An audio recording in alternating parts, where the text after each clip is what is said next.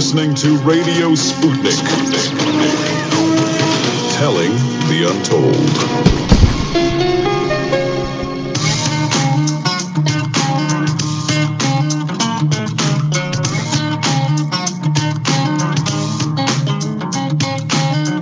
Welcome to Political Misfits on Radio Sputnik, where we bring you news, politics, and culture without the red and blue treatment. My name is Jamal Thomas. I'm here with my co-host, Bob Schlehuber. Get ready to go against the grain. We have another great show for you today. First and foremost, Happy International Workers' Day. I'll be discussing this in a monologue, but something profound is happening today that deserves our attention and our support. Also, we've been getting disastrous economic news over the past few weeks.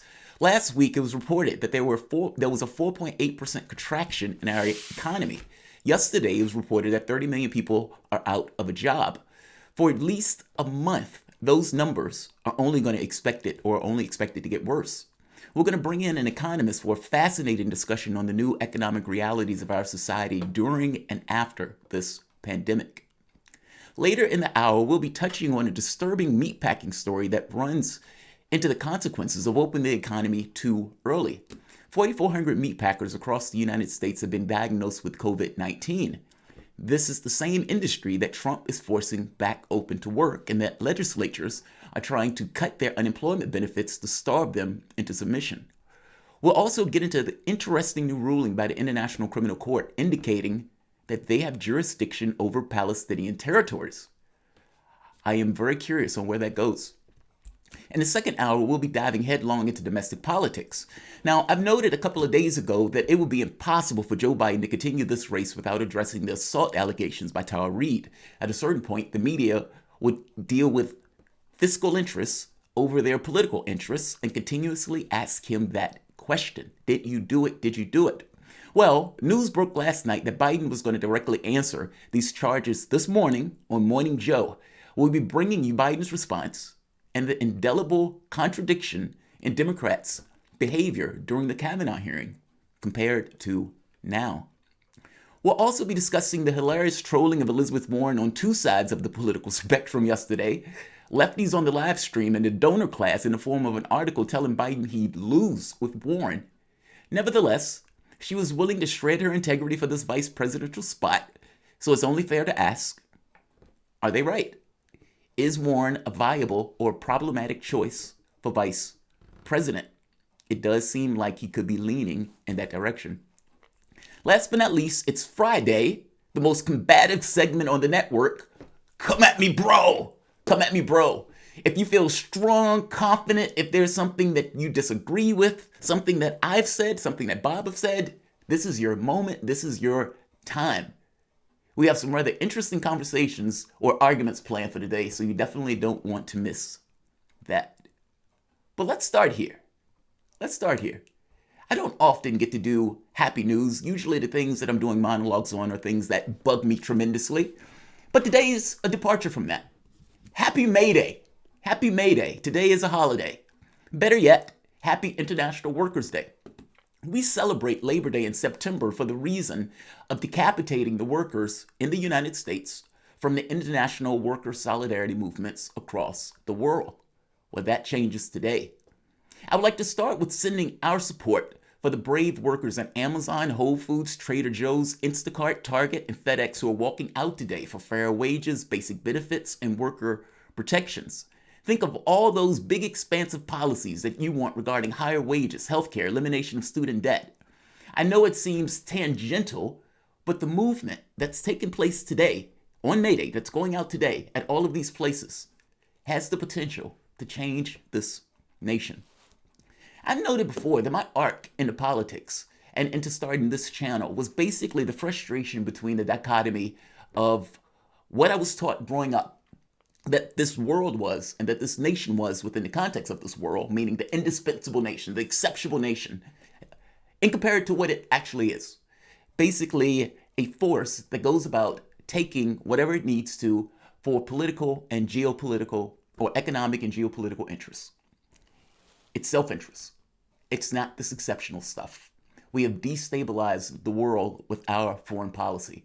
So the notion of calling us exceptional was a little bit heady for me, and it was difficult for me to reconcile. Ultimately, I wasn't necessarily all that partisan.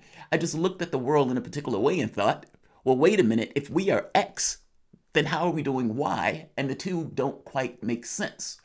That was enough frustration for me to basically start the channel.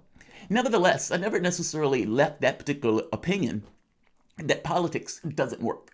Meaning, despite the system being frayed, despite it being corrupt, despite our political leaders working purely out of self-interest, cash, despite the system being ossified, it's still there. And because it's still there, there's the potential to be able to use it. Not to mention the potential for possibility was displayed back in the 30s under the New Deal with these kind of expansive worker protections that have resonated even to this day. When Sanders ran in 2016 and 2020, I had this feeling, this almost cosmic feeling of not necessarily light at the end of the tunnel, that might be too strong, but at the very least, this notion that right here, this is the reunification of our politics. This is the reorganizing factor. Sanders is the thing that's going to pull our politics back into some level of alignment in coordination with what the public actually wants, as opposed to these guys just functioning in the way that's in their best interests. Meaning he's going to bring integrity back to the process. He's going to reinsole the Democratic Party in some way. Not so much. Not so much. I realize how naive that was. Now, the reason is, if you think back to FDR and the New Deal, those things were being done by movements. It wasn't because FDR was just so virtuous, even though he might have been a nice guy. It wasn't because the political leaders just loved America, even though they might have been okay if you're dealing with them in person or whatever. It was more so the pressure that was put on them in the political space. Your politics is not about doing stuff because people are nice or because you're empathetic. Yes, ideology may play a role in getting somebody in that particular position, but the problem is the moment that you get rid of that particular person, it fizzles. Last year, I kept asking, what happens if Sanders loses? I kept asking that because no one could come to a reasonable answer of what happens after Sanders. Because even from that particular point of view, the only way we're looking at this is through a political lens. I'm saying the political lens is not entirely accurate, but it's also not entirely accurate to just say the movement lens also. It's a combination of both. Between the two, though, movements is the thing that you need. That's the thing that pushes on the political space. That's the thing that cajoles and goes after politicians. That's the thing that gets people onto your side and to your way of thinking. The political space is where movements go to die. That became extraordinarily clear this time around in 2020, because I realized that regardless of what you want in regards to politics and policy and everything else, the people who own a particular party and the top or upper echelon of that party has their own ideas on the things that they want to accomplish. Meaning your policies may be great from the perspective of human beings, but that's not an absolute. And people have perspectives that go beyond just being human beings. Sometimes their perspectives go into self-interest. This is kind of my point where I say the whole thing of just politics in and of itself doesn't necessarily work. How do you get people to do things that they don't want to do, and there's all sorts of money telling them to do something else? 90% of your elections are won by the side with the most cash. Put that in perspective. 90% of your elections are won by the side with the most cash. That means basically your people are being paid off. They're just being bought. Yes, the presidential election may be slightly different because of the scale of the elections, but typically the people and those creatures that are in Congress are bought. Again, you may have a few ideological actors, but we're talking about the majority. When Nancy Pelosi made the point that a few lefties got in, like 5 lefties got in, if those lefties are in any way going to work in coordination with the Democratic Party and those other Democrats are bought, what does it mean for those lefties? If Bernie Sanders is not willing to do everything necessary to win, he doesn't necessarily want to be Ralph Nader, he's not going to be willing to do everything necessary to win, and he's not going to buck the party, what does it mean for Sanders? Especially if all those other people are bought. I hope you understand what it means. If you're going to be a servant of the party, then regardless of what you are, regardless of what you define yourself, you can define yourself a communist. If you're going to be a servant of the party, you're still a servant of the party. This is kind of the point that I'm getting at. What you want regarding policy is always going to be subordinate to what the parties give. And because you only have a two-party system, you vacillate back and forth between the two where they can come up with a scam where they don't necessarily have to actually do anything significant, they can play these identity politics games and get you into this kind of weird quagmire of a race to the bottom. The catch here is the only way to make that work is to withdraw from the political space and focus on issues of policy. When these guys are going out protesting on May Day and they are making a fuss and they're saying we want better wages, we want better benefits, they're doing that for you. The increase in their wages is also an increase in your wages. And also understand that as these guys get together and as these guys start to organize, you've heard me say on more than one account, when people start organizing, they start coming out in mass, it starts this kind of accretion disc. Those people start to organize that much more. They start to get together that much more. Think of the Russian Revolution. Think of Hong Kong, where the people were out recently in Hong Kong and it started to come together as something where you have these kind of consistent pushes. Think of the Yellow Vest movement, for example, where these guys have been going out for over a year. I guess I'm making the very basic point that anything that you want to get accomplished in the political space, especially from the context of policy, it is not entirely political. It has to do with movements. And groups like this that are going out on May Day is your pathway to getting those items accomplished, especially when it switches from just being work and economics to actual policy concessions. Bob, what do you think about that? I mean, we have all of these guys going out today. Like I said, I consider these guys heroes, brave, and basically pushing to make our society better. Yeah, I mean, I think you're completely right about the need for movements. And for me, and we've talked about this a lot on Political Misfits, about the need for Sanders to have started kind of a new movement in many ways in 2016, coming out of nowhere, being drafted, having all these leftist, progressive, socialist groups pushing him forward. There was a movement of energy there. It wasn't just the politics of Bernie Sanders.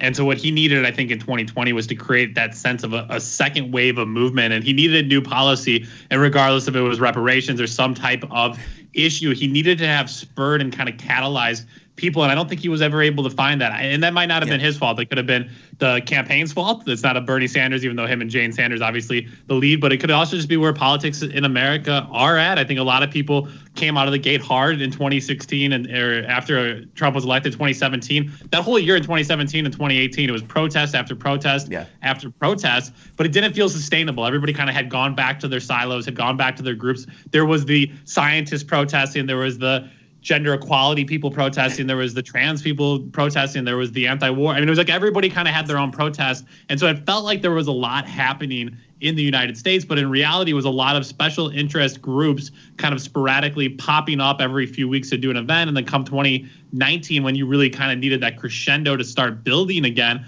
I think people just kind of sat back and everybody kind of had enough candidates to choose from. They had enough to separate themselves, and you didn't have another movement take hold. And so this is a really promising one, Jamal. The one issue I think that an economic movement is going to have to maybe redefine itself, and I think back to the Occupy Wall Street movement, is it needs to kind of find its new branding in this moment. And the cultural branding, the social aspects, the cool, the sexy, the fun, I want to hang out with people, but also protest part of things, also has to be there. It's one thing just to rile up people and anger them, and you'll get people to turn out because they're angry, but to get the masses of people, these movements need to be cool. Art needs to play a central role. Young people are going to play a central role. Unless those things also happen, you're going to have a lot of anger, but it's going to too quickly fizzle out, I think, is part of the concern. Jamal, we're going to talk about that and much more over the next 2 hours here on Radio Sputnik. In our first hour, we'll talk about the latest from the May Day protests, the future of the U.S. economy, and the armed gunmen at the Michigan State House, and the latest from Palestine as Israel moves to annex more of the West Bank. And if that's not enough, don't worry, Misfits. There'll be a second hour of news, politics, and culture after that. You're listening to Political Misfits on Radio Sputnik, live in D.C. when we're back after this.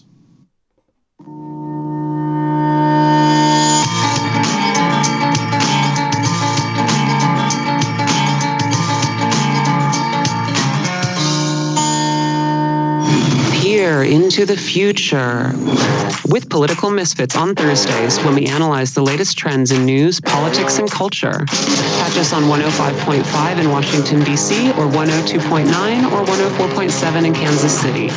Octung, baby. Tune in every Friday to Loud and Clear with Brian Becker for a weekly segment of the worst mainstream media headlines of the week. They tell us what's behind the worst, most misleading, and funniest headlines from around the news with Steve Patt of the blog Left Eye on the News. Together, they pull apart the corporate media's bias, spin, and downright lies. Tune in this Friday and every Friday for the worst and most misleading headlines of the week.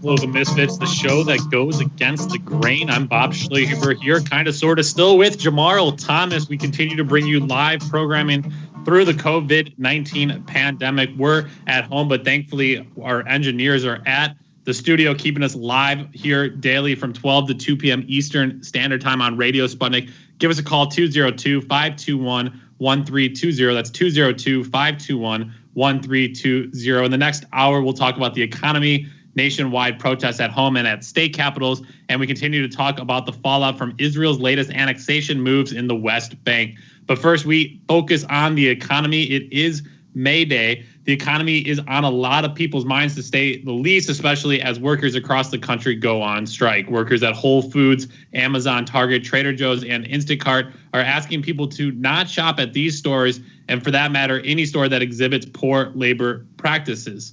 This is all happening while the Trump administration, the GOP, and others are desperate to reopen the economy, despite more than enough evidence showing the pandemic is here to stay. Here to talk about the economy and much more is Dr. Jack Rasmus, economist, radio show host, and author of The Scourge of Neoliberalism, U.S. Economic Policy from Reagan to Trump. Dr. Rasmus, welcome to Political Misfits. Glad to join you. Well, Doctor, an interesting month to say the least for the U.S. economy. The U.S. economy contracts by just under 5%. 3.8 million more Americans apply for unemployment, and yet Wall Street somehow has its best month in 33 years. Can you make sense of this for us? Yeah, well, Wall Street it does not reflect the real economy. I mean, it's been dominated by professional institutional sellers here. 85% of all the trades are by these institutions, and they have these algorithms that automatically kick in when things fall a certain level. They go back up. It's not a reflection of the real economy, and people should just ignore what's going on there. What represents the real economy, I think, is what's happening with the massive unemployment increase. What's happening with real investment, in plant and equipment and production that hires real people, it's real wages. What happens with housing? In other words, the real economy. And you look at those indicators; they're all falling through the floor. They're going to continue. A 4.88% GDP collapse. So we're looking at another 30% collapse, even according to the big bank research departments and the Congressional Budget Office here in the second quarter. We're in a real, at least great recession, and should the banking financial system can crack eventually, then we are in something more like the 1930s.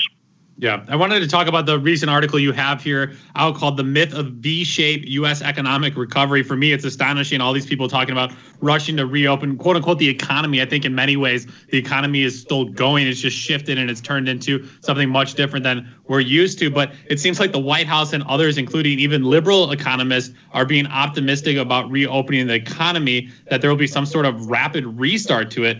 Dr. Rasmus, are they lying? Are they being naive? Or do they think for somehow that the government and the economy will just start going? But for me, it seems unrealistic given the CDC has already told restaurants, for example, that they'll be unable to open at full capacity well through the fall. And even if businesses open up, a lot of folks in a recent study, up to 1/6 of people said they're not going to rush to get back out to service industries or go rush back out to spend money.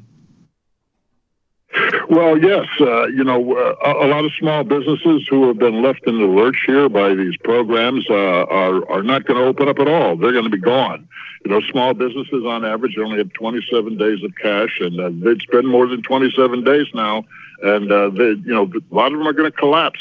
Those that make it through are going to be very cautious on who they hire back and how much business they do. And the business is not going to come back. You're going to have that same kind of caution on the part of the consumers.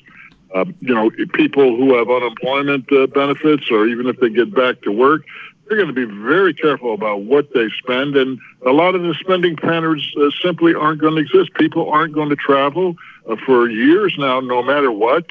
People aren't going to eat out as much. People are going to be very careful about any kind of sports and other kind of gatherings. The whole leisure and retail industry, well as the energy industry, which is collapsing here, oil and gas, none of that is going to come back to a new normal. Look, they're pushing this line about a quick recovery because they want people to go back to work desperately. If this thing continues contracting the way it looks like it's going to, even slow growth, the risk is that a lot of companies are going to default on a lot of what's called junk debt, loans, CLOs, and so forth. And when those defaults and bankruptcies occur, just because of the great depth and rapidity of this contraction, but the continued sluggish recovery that's going to occur for years, you're going to have defaults on these loans and corporate bonds and so forth. And that is to the financial system. That's why the Federal Reserve is throwing $9 trillion preemptively bailing out the banks in anticipation of these defaults coming, and even throwing it at those companies that are going to default. This is a historic experiment by the Fed to try to prevent this whole cycle of defaults and financial crisis from happening, but we don't know if it's going to work. Businesses aren't going to open up and invest and expand. Consumers are not going to open their wallets and expand. They're going to do it very slowly. But the government wants everybody to go back to work because they're desperate, you see? Yeah. Desperate to have to throw even more trillions that they don't have at trying to keep the economy afloat. This thing, dynamic going on, is not just the virus. Yeah. Dr. Rasmus, you mentioned history there. I'm curious where we can turn to U.S. history to learn a little bit more about this moment. Yeah, well, look at 2008-9 crash. Well, that was the financial crash that dragged down the rest of the economy.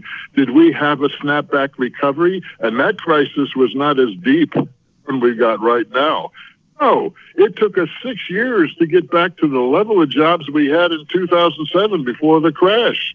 Business lending, bank lending was very, very slow and kept contracting for years. It was a recovery that was about 60% of normal recession recoveries. So there's a good historical example. The same thing when you look at the Great Depression of the 30s.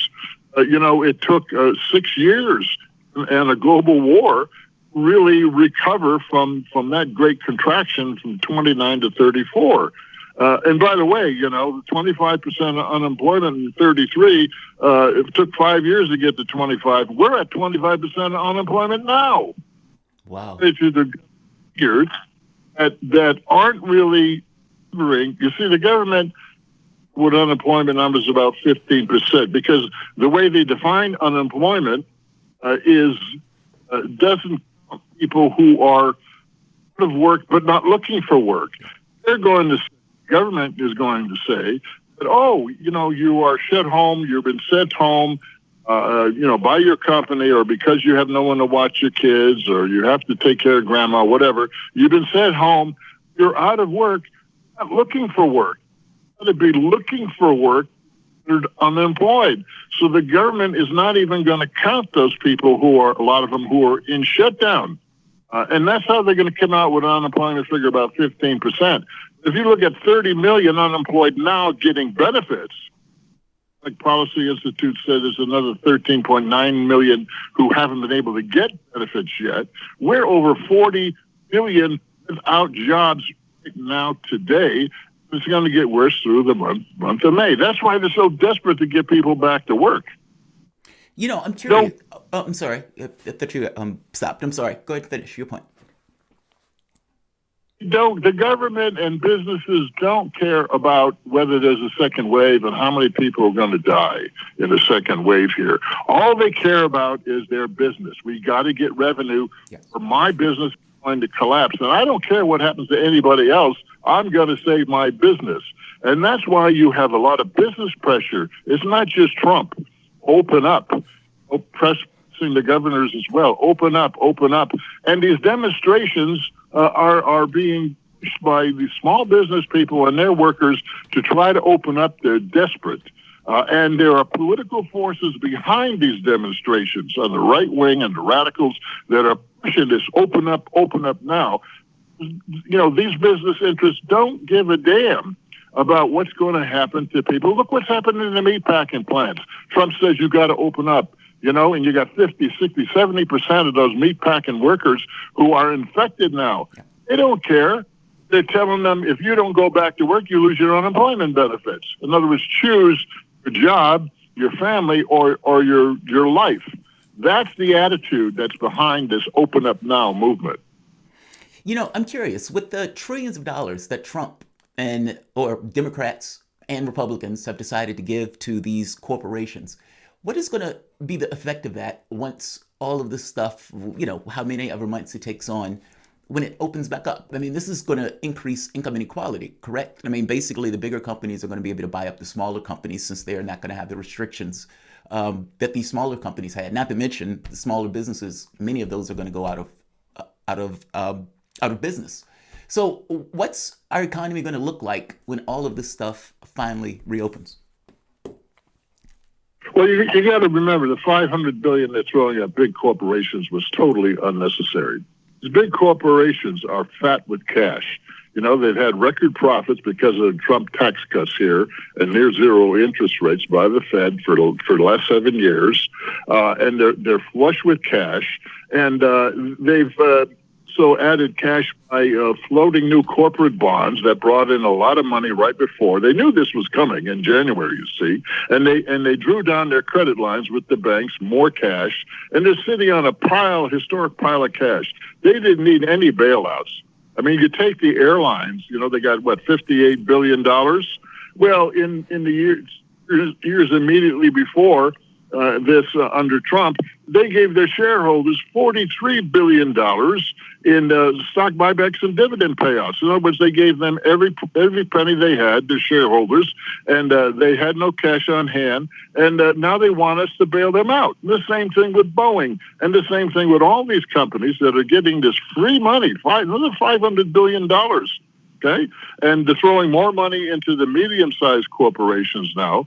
That's the group that's called the Main Street program. They get $600 billion. Mnuchin says, "Okay, we're going to give you guys more." And of course, they keep giving small business more, but it's not the really small business that's getting it because the banks are gaming it. And the corporations are gaming it that don't really need it, that are getting it. So when we come out of this, you got a massive corporate debt here, piled onto a record level of $10 trillion of corporate debt run up since 2008. What they're going to do, I predict, is they're going to forgive that additional debt. They call it loans now. Half of it for small businesses, grants. They're going to convert it all to loans. In other words, they're going to expunge all the debt. All this free money is just going to be that, free money. But are they going to forgive student loan debt? Are they going to forgive auto debt? Are they going to forgive credit card debt? No, they're not going to do that for the working class and for the rest of us. But for the businesses, they will. Throwing a mountain of money, trillions and trillions of dollars to try to prevent the economy from going into a financial crash later this year or in 2021. And they will forgive that money. But coming out of it, it's not going to be a new normal. People are not going to go retail and spend retail. They're not going to travel. They're not going to go into mass entertainment because this virus is not going away. The other thing you got to realize is that there is a dynamic that has been set in motion within the economy now that's independent of the virus. If by some fantasy the virus went away in June, you would still have these economic forces working their way, dragging down the economy, maybe coming to another crisis at another point. The virus is not going away as well. And those who talk about V-shaped recovery, they say, oh, it's a health crisis.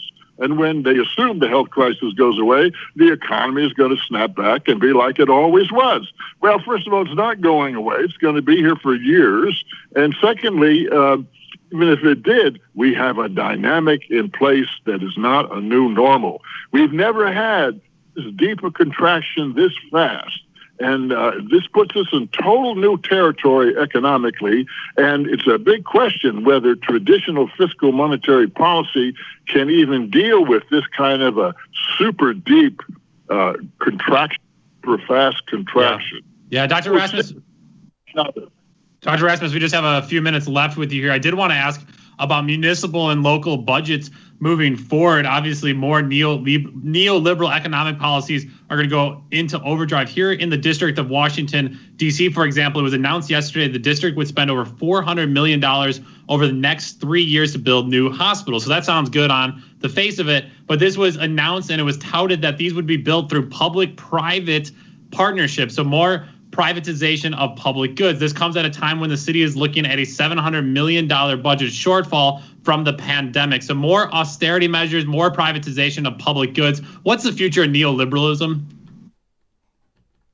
Well, I think neoliberalism is in trouble.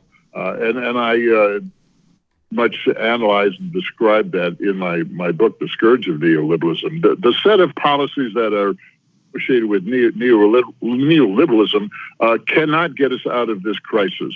And I think a set of even more virulent, aggressive austerity is coming down the road.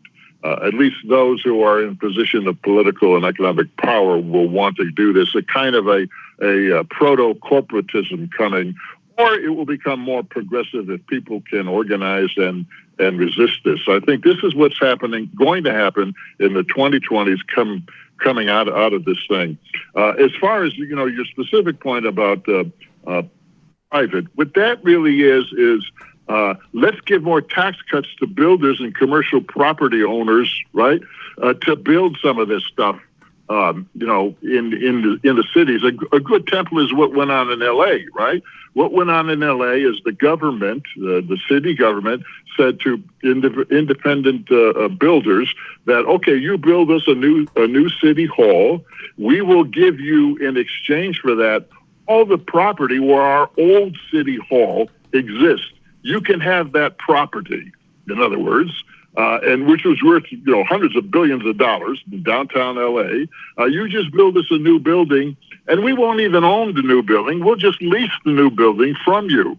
See, so the builders are going to make it hand over fist the old landed property its value when they resell it, and they're going to get a constant rent, whereas the city government doesn't pay rent now from the city and from the taxpayer. This is another scam, this public-private thing, to provide tax cuts for a certain sector of business.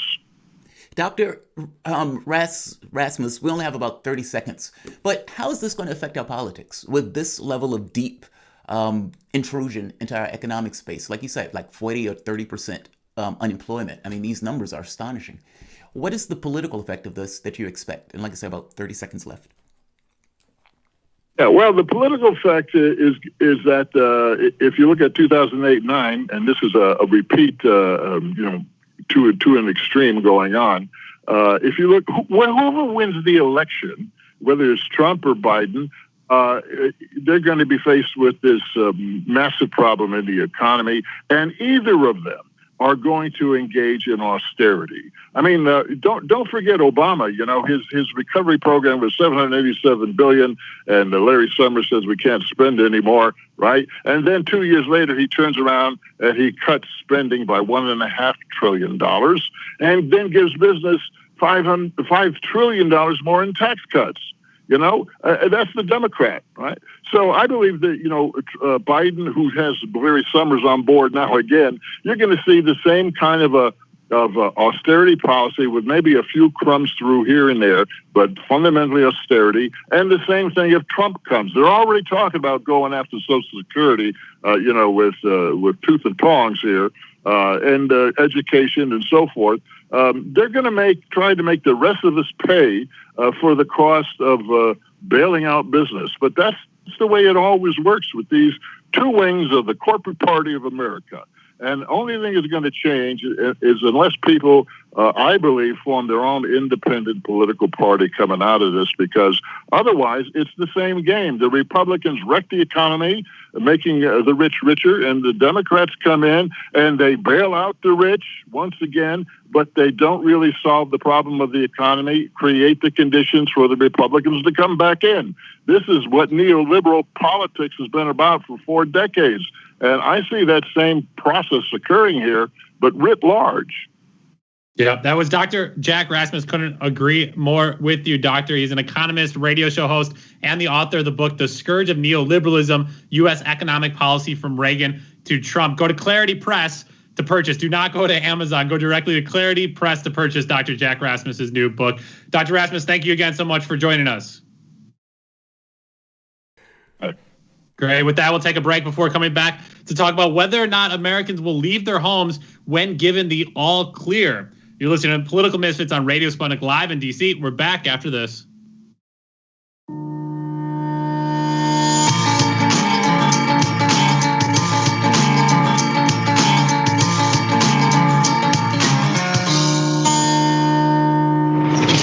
Shooting from the lip. We're taking no prisoners here. Real opinions for real people. Where we bring you people with controversial views, and instead of trying to cash them out, we actually let them expand on their views. What's going on in British politics, European politics, and indeed in world politics as well. And wherever you are, whether you're a UKIP supporter, a Tory or Labour, everything is in turmoil.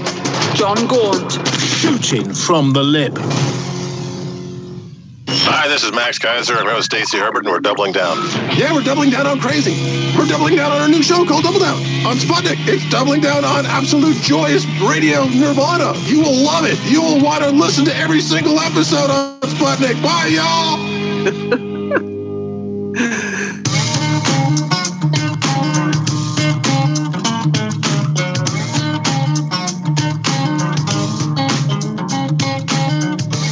Welcome back to Political Misfits on Radio Sputnik, where we bring you news, politics, and culture without the red and blue treatment. I'm Bob Schlehuber here, kind of sort of still with Jamarl Thomas. We've been talking about the economy, but we are happy to take your calls on whatever is on your mind. Give us a call, 202-521-1320. We would start here now with Tyrese. Tyrese, what's on your mind? You're joining us here, called in at 202-521-1320. What's on your mind today? I want to say this. Dr. Reade, the world-renowned infectious disease analyst, virologist, he went over the Remdesivir study. He found out that it was biased in favor of Remdesivir, that they changed it so many times. Clinical trial you shouldn't do. That Gilead Pharmaceuticals had ran a trial, right, which they have to patent to, and plus Remdesivir is like around $1,000. It's more expensive than HCQ. All right.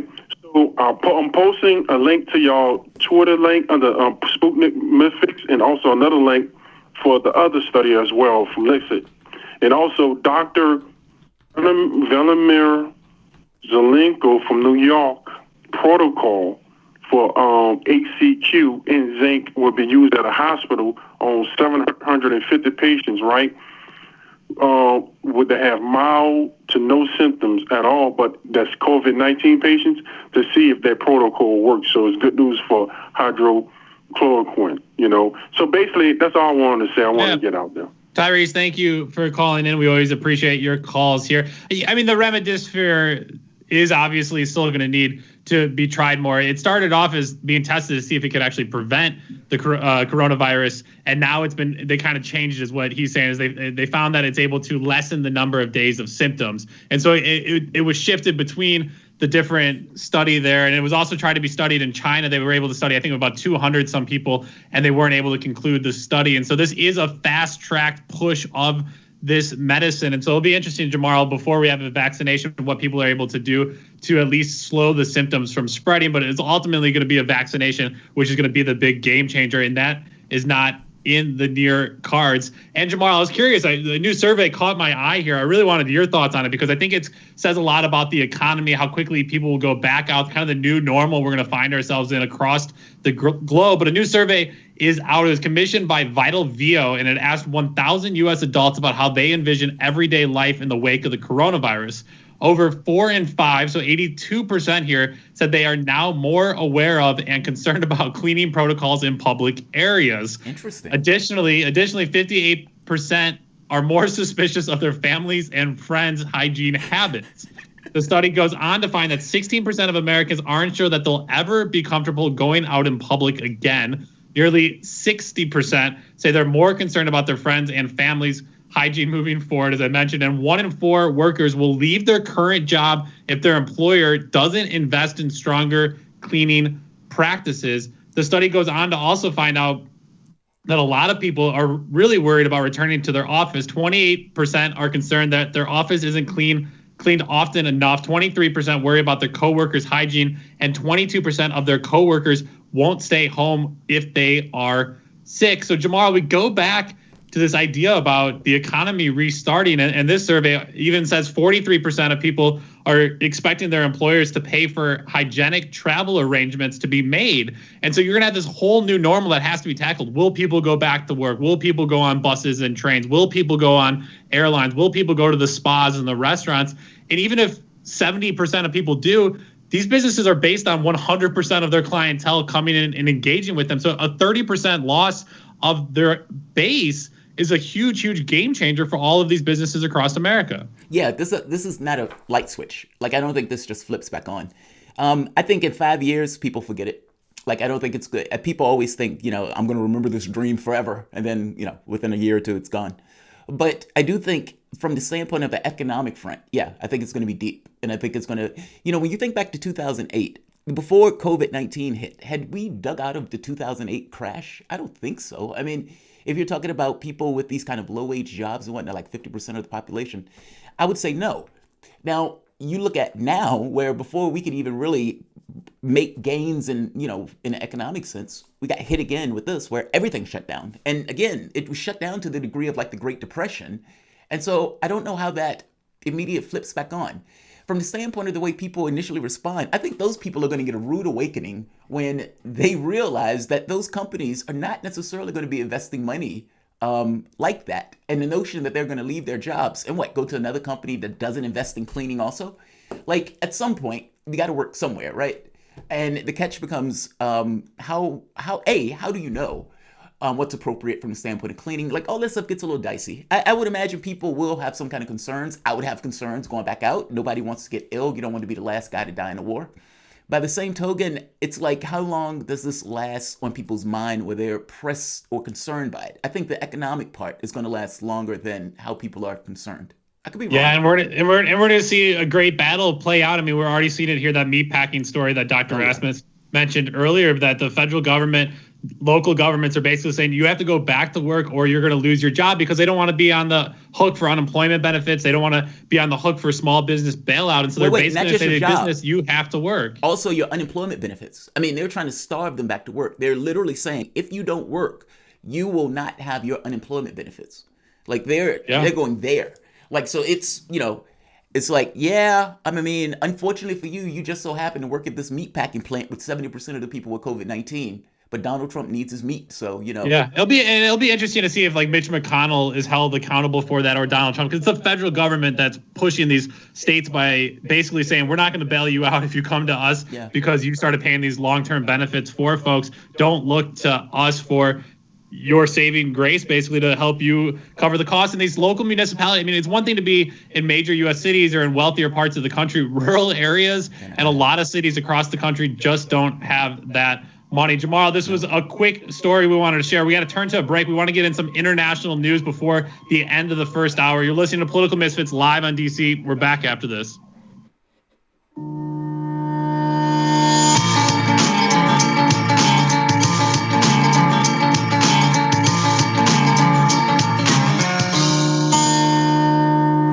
By Any Means Necessary is your guide to the movement and efforts shaping the world around us, from mass incarceration. No longer am I interested in or concerned with prison reform. I am interested only in the eradication of prisons. To the battle between police and water protectors. It was a pretty punishing disregard for the sanctity of human life, that unleashing water cannons on peaceful, prayerful water protectors.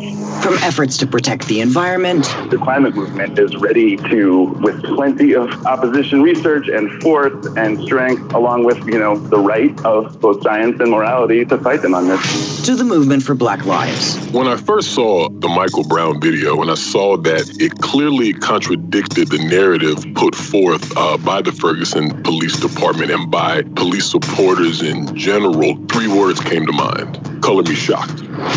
Stay tuned to By Any Means Necessary, 5 days a week here on Radio Sputnik.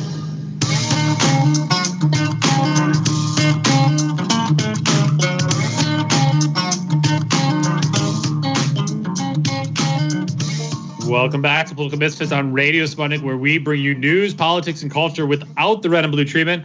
I'm Bob Schleber here with Jamarl Thomas. Big news this week following the formation of a unity government in Israel. Benjamin Netanyahu will move forward with plans to annex further segments of the West Bank. And as you can imagine, there's been strong backlash from this decision by pretty much everyone except, as always, the United States. Here to talk about this and much more is political analyst, writer, and president of Rethinking Foreign Policy, Mitchell Plitnick. Mitchell, welcome back. Yeah, glad to be back.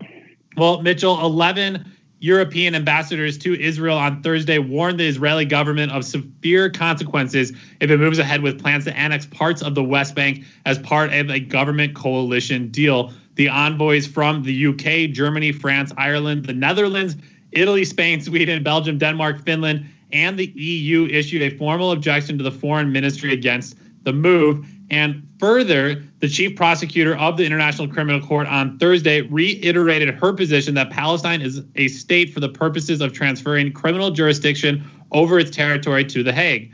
The chief prosecutor, Fatou Bensouda's view, laid out in great detail in a 60-page document, could pave the way for an investigation of alleged war crimes committed in the West Bank, the Gaza Strip, and East Jerusalem. Bensouda, in her remarks, wrote, quote, "The prosecution has carefully considered the observations of the participants and remains of the view that the court has jurisdiction over the occupied Palestinian territory." As you could imagine, Mitchell, Israel denounced Bensouda's decision. Energy Minister Yuval Stinsitz, who leads the Israelis' cabinet handling of the ICC file, said in response, quote, "I am forced to conclude that the prosecutor's latest position continues to espouse her typical anti-Israel stance as influenced by the Organization of Islamic Cooperation and the global BDS movement." The Palestinian Liberation Organization, on the other hand, welcomed Bensouda's reaffirmation of her position, saying, quote, "We trust that the facts of this issue will prevail and the long-awaited investigation into war crimes committed in the territory of the state of Palestine will soon be launched." Mitchell, it's been a long road for the Palestinians over the past few years, especially as they have watched more of their Arab neighbors and the world turn their back on the occupied territories. Is there a sea change coming in regards for international support for the Palestinian people? Well, I wish I could say that the answer to your question is yes, but I'm afraid I don't really see it.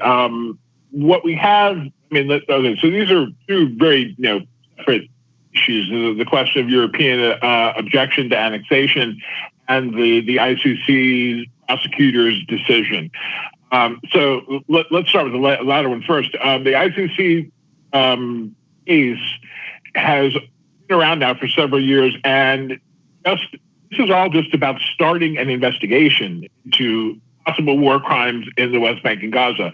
And just that has been tangled up in these legal arguments now for quite some time, and that's not ending. There's still, this prosecutor's decision isn't final. The prosecutor's decision goes to a panel of 3 ICC judges who will then make a decision sometime probably within the next 120 days. That could be extended because of the coronavirus crisis. But somewhere in the next 4 months, probably, they will come down with a decision. And, I think that decision will probably be that that the ICC does in fact have jurisdiction to investigate war crimes. So once that happens, then an investigation starts. You can see all of the delays that will complicate any investigations. So that's the first thing. And then, of course, even if they come to a conclusion that, yes, crimes did occur, what are they going to do about it? And very, very questionable. They can do very much. Israel's not a party to the ICC, neither is the United States.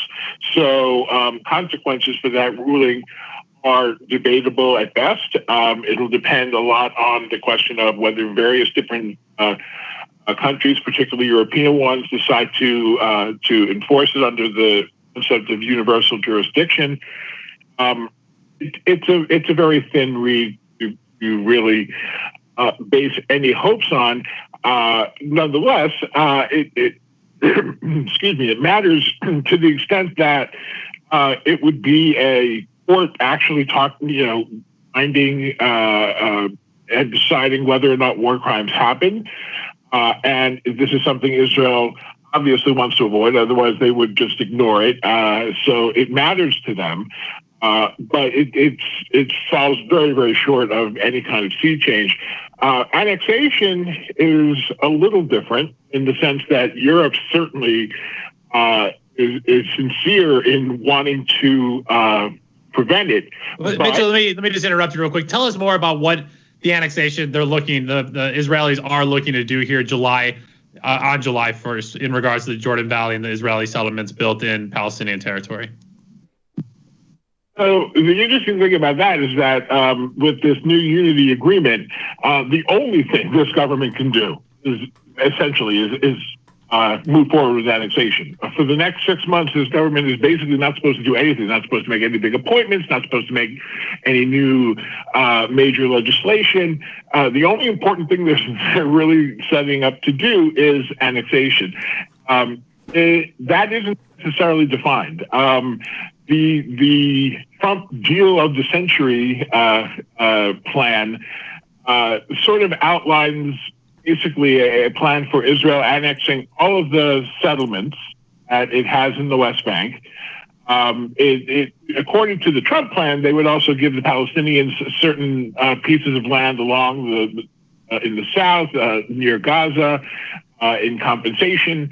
It wouldn't be anywhere close to the 22% of historic Palestine that is currently taken up by the West Bank and Gaza Strip. But the basic plan would be that Israel would annex the most of what's called Area C, which really means a lot of the Jordan Valley, all of the Jordan Valley, in fact, which is an area near the Jordan River, separating the area that is the easternmost border of the territory occupied by Israel, and which Israel claims is necessary for its security. Has been the argument that they've used in order to annex that piece of land. So, but typically what they would annex is still up in the air. That's what the Trump plan sort of envisions. It's what many people assume Israel will do, but it's unclear exactly what they will annex. That would be what they would bring to the Knesset sometime summer. According to the agreement, they can do it anytime after July 1st. So they can make that decision. It is certainly something that upsets the very concept of a two-state solution, which Europe still wants to see happen, even though many people are coming to the realization that whether they think that's the best solution or not, option is really no longer there. And certainly annexation force even the most diehard supporters of a two-state solution to admit that, how can you possibly do this anymore? So Europe really wants to avoid it. That being said, while they're objecting, once again, they're not making any specific threats of consequences. They really can't, because without the United States on board, they wouldn't be able to back it up. And of course, the United States is very much behind Israel's annexation push. So So Europe is shaking their fist and saying, don't do this, don't do this. But if Israel goes ahead and does it, chances are overwhelmingly strong that Europe will say, really wish you hadn't done that. Let's move on. I'm curious, what do you think the ICC is going to do here? Is this just saber rattling, or is there teeth to this? And beyond whether or not there's teeth to this, Donald Trump, John Bolton, these guys have gone after the ICC once before when they were talking about looking into war crimes taking place in Afghanistan. So, meaning, are they neutered in this process? Is this just saber rattling, or is there a reality to this where they can actually take some sort of actions? Well, let's face it. I mean, the entire international system of justice only works so long as the powerful nations want it to. And it's not just the United States. That includes Russia, China, the EU. So it's not exclusively the United States, but let's face it, the United States is the most powerful nation in the world, and the United States is not party to the ICC. So they're certainly limited as to what they can do. Nonetheless, I mean, there is still, there's some teeth. As I mentioned before, the concept of universal jurisdiction means that countries can enforce international law against officials of other countries. This has been a concern for Israeli officials and also to some extent for American officials, where there's credible threats of their being arrested in various Latin American or European countries. Occasionally, it's also come up with African countries and a little bit in Asia as well. So there is something there. It's not, when we think about a court and being convicted in a court of law, which the ICC is, it usually implies much more consequences than actually do exist. So it's not the kind of threat that you'd really need to deter human rights violations, but it's not absolutely nothing either. Now, what the ICC is actually going to be able to do, I mean, I suspect, if I had to guess, I think they will be able to go forward with an investigation. An investigation is almost certain to find some war crimes, even many years after the fact, that were committed in the occupied territories.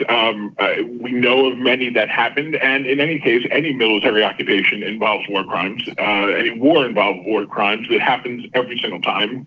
Certainly, the extended occupation of the West Bank and Gaza is no exception. It's not actually an exemplar. I suspect then they would find a finding of war crimes. And again, Israel's been under this gun before. Tzipi Livni was once very concerned about being arrested going to the UK. And to Spain. So these things have happened in the past. It's a concern for Israeli officials. It's a concern for American officials. They will take action to buck it. And that is probably more meaningful than anything the ICC can ever do. But it's not nothing. And I think rather than focus on what the ICC can't do, what's important, I think, for us is to focus on how do we make it capable of doing a whole lot more. Yeah. With that, unfortunately, we are out of time. Mitch, we'll have to have you back. I want to talk more about U.S. domestic politics in regards to Israel moving forward in the elections. Mitch, where can people find more of your work and that of Rethinking Foreign Policy? You can find it at rethinkingforeignpolicy.org. That will link to all of my work in other sites, as well as the original work that's there and my podcast. Yeah, fantastic. Mitchell Plitnick, thank you so much for joining us. And yeah, Jamarl, for me, I've been to Israel, Palestine. I know you've been there as well. And as you walk around, you realize how much of Israel for me was really in relation to the United States, that there is a need here to push Joe Biden as well as Donald Trump to change a lot of their policies and ideologies. And it'll be really interesting for me over the next 6 months to see if the left here in the United States, when we talk about the left in quite a bit of different ways, on where they need to pressure Joe Biden and where they'll be able to pull him. And it'll be interesting to see if if not now and other people, the Jewish Voices for Peace, will pressure Biden as well as the Democrats for taking a different position on Israel than the Republican Party, because it's been pretty much a two wings of the same bird in regards to Israel over the last I guess 40 some years now at this point. So a lot to be had there, a lot of discussions. Jamal, with that, we are out of time for our first hour, but do not worry. We have a jam-packed second hour, including Joe Biden responding to sexual assault allegations,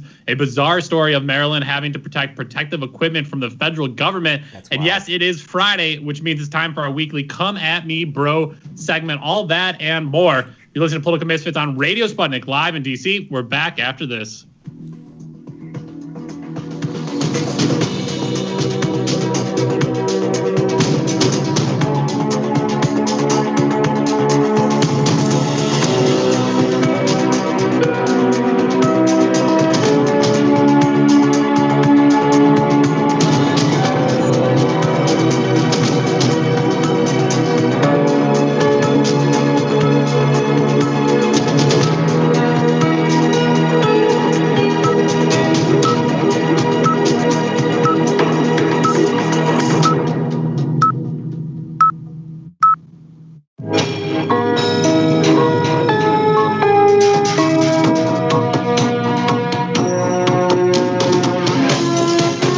Listening to Radio Sputnik,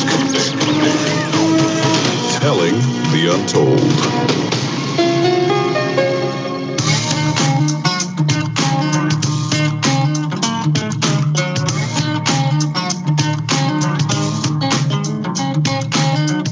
Welcome back to Radio's Political Misfits on Radio Sputnik. My name is Jamal Thomas. I am here with my co-host Bob Schlehuber. We have lots to cover over this hour, including our famed "Come At Me Bro." I like the way they said that. I think I'm going to start using my Batman voice with that. The "Come At Me Bro" segment. As always, your chats and tweets and calls are absolutely appreciated. You can reach us at 202-521-1320. That is 202-521-1320. Also, if you dig what we are putting down, definitely give us a like and share this video everywhere. It helps with the visibility of the channel. So yesterday, rather big news was teased when it was released that one Joe Biden, who had dodged, ducked, avoided like the plague all of this conversation about allegations from Tara Reade, finally said he was going to sit down on Morning Joe and talk about it. Mika Brzezinski was the one to ask Joe Biden, just her, them two, one-on-one, did you do it, Joe? Let's hear the clip. Did you sexually assault Tara Reade? No, it is not true. I'm saying unequivocally, it never happened. And it didn't. It never happened. Now, Biden was further asked whether there was a complaint against him at the University of Delaware. This was one of those other things where people wanted to know whether or not the allegations were also there, and they were not allowing that information to come out. Let's hear the clip of Biden answering this. As we await for the records from the National Archives, are you absolutely certain? Are you absolutely positive there is no record of any complaint by Tara Reade against you? I am absolutely positive that no one that I'm aware of ever has been made aware of any complaint, a formal complaint made by or a complaint by Tara Reade against me at the time this allegedly happened 27 years ago, or until I announced for I guess it was in April or May of this year. Those were a lot of caveats you added in there, Mr. Biden. Business Insider reported that Biden had people dispatched to the University of Delaware on at least one occasion to search the collection in the spring of 2019. Now, again, Biden dodged this conversation for as long as he could, but the pressure that was on mainstream media was ratcheted up over the last week as this interplay between the level of hypocrisy in the way they're handling this as compared to the Kavanaugh hearings, but also with the new stories that came out adding corroborating evidence to Reade's account, from Larry King, a call that her mom made to Larry King back in the 90s. Also, her neighbor coming forward saying that she was told about the story at the time. To discuss, we're joined by China Dickerson, National Political Director for Forward Majority. China, welcome back to the show. How are you? Good afternoon. I'm doing well. How are you? I'm doing all right. We're cabin fever, but we're doing okay. So let's go into this a little bit more. So Mika confronted Joe Biden with a contradiction of his position versus the Kavanaugh position. Because Biden has argued once before, you should believe women if they come forward. Well, now this is somewhat of an awkward position. So let's hear Biden try to explain the difference between what was taking place with Ford versus what's taking place with Reade. Vice President, as it pertained to Dr. Ford, everyone wanted, high-level Democrats said she should be believed, that they believed it happened. You said if someone like Dr. Ford were to come out, the essence of what she is saying has to be believed, has to be real. No. Why? I know what I Why? said. It has to Why be. is it real for Dr. Ford, but not for Tara Reade? Because the facts are that, look, I'm not suggesting she had no right to come forward. And I'm not saying any woman, they should come forward. They should be heard. And then it should be investigated. It should be investigated. And if there's anything that is consistent with what's being said, and she makes the case or the case is made, then it should be believed. But ultimately, the truth matters.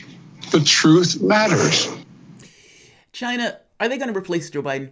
I mean, because there are several contradictions here that make it somewhat problematic. Whether Biden did it or not, let's put aside for the moment whether Biden is innocent or guilty, because as a flat fact, it is impossible for us to know. You lean one side or the other.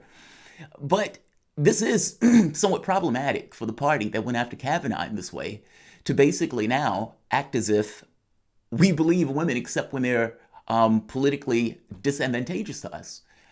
Is the Democratic Party going to dump Biden for somebody else?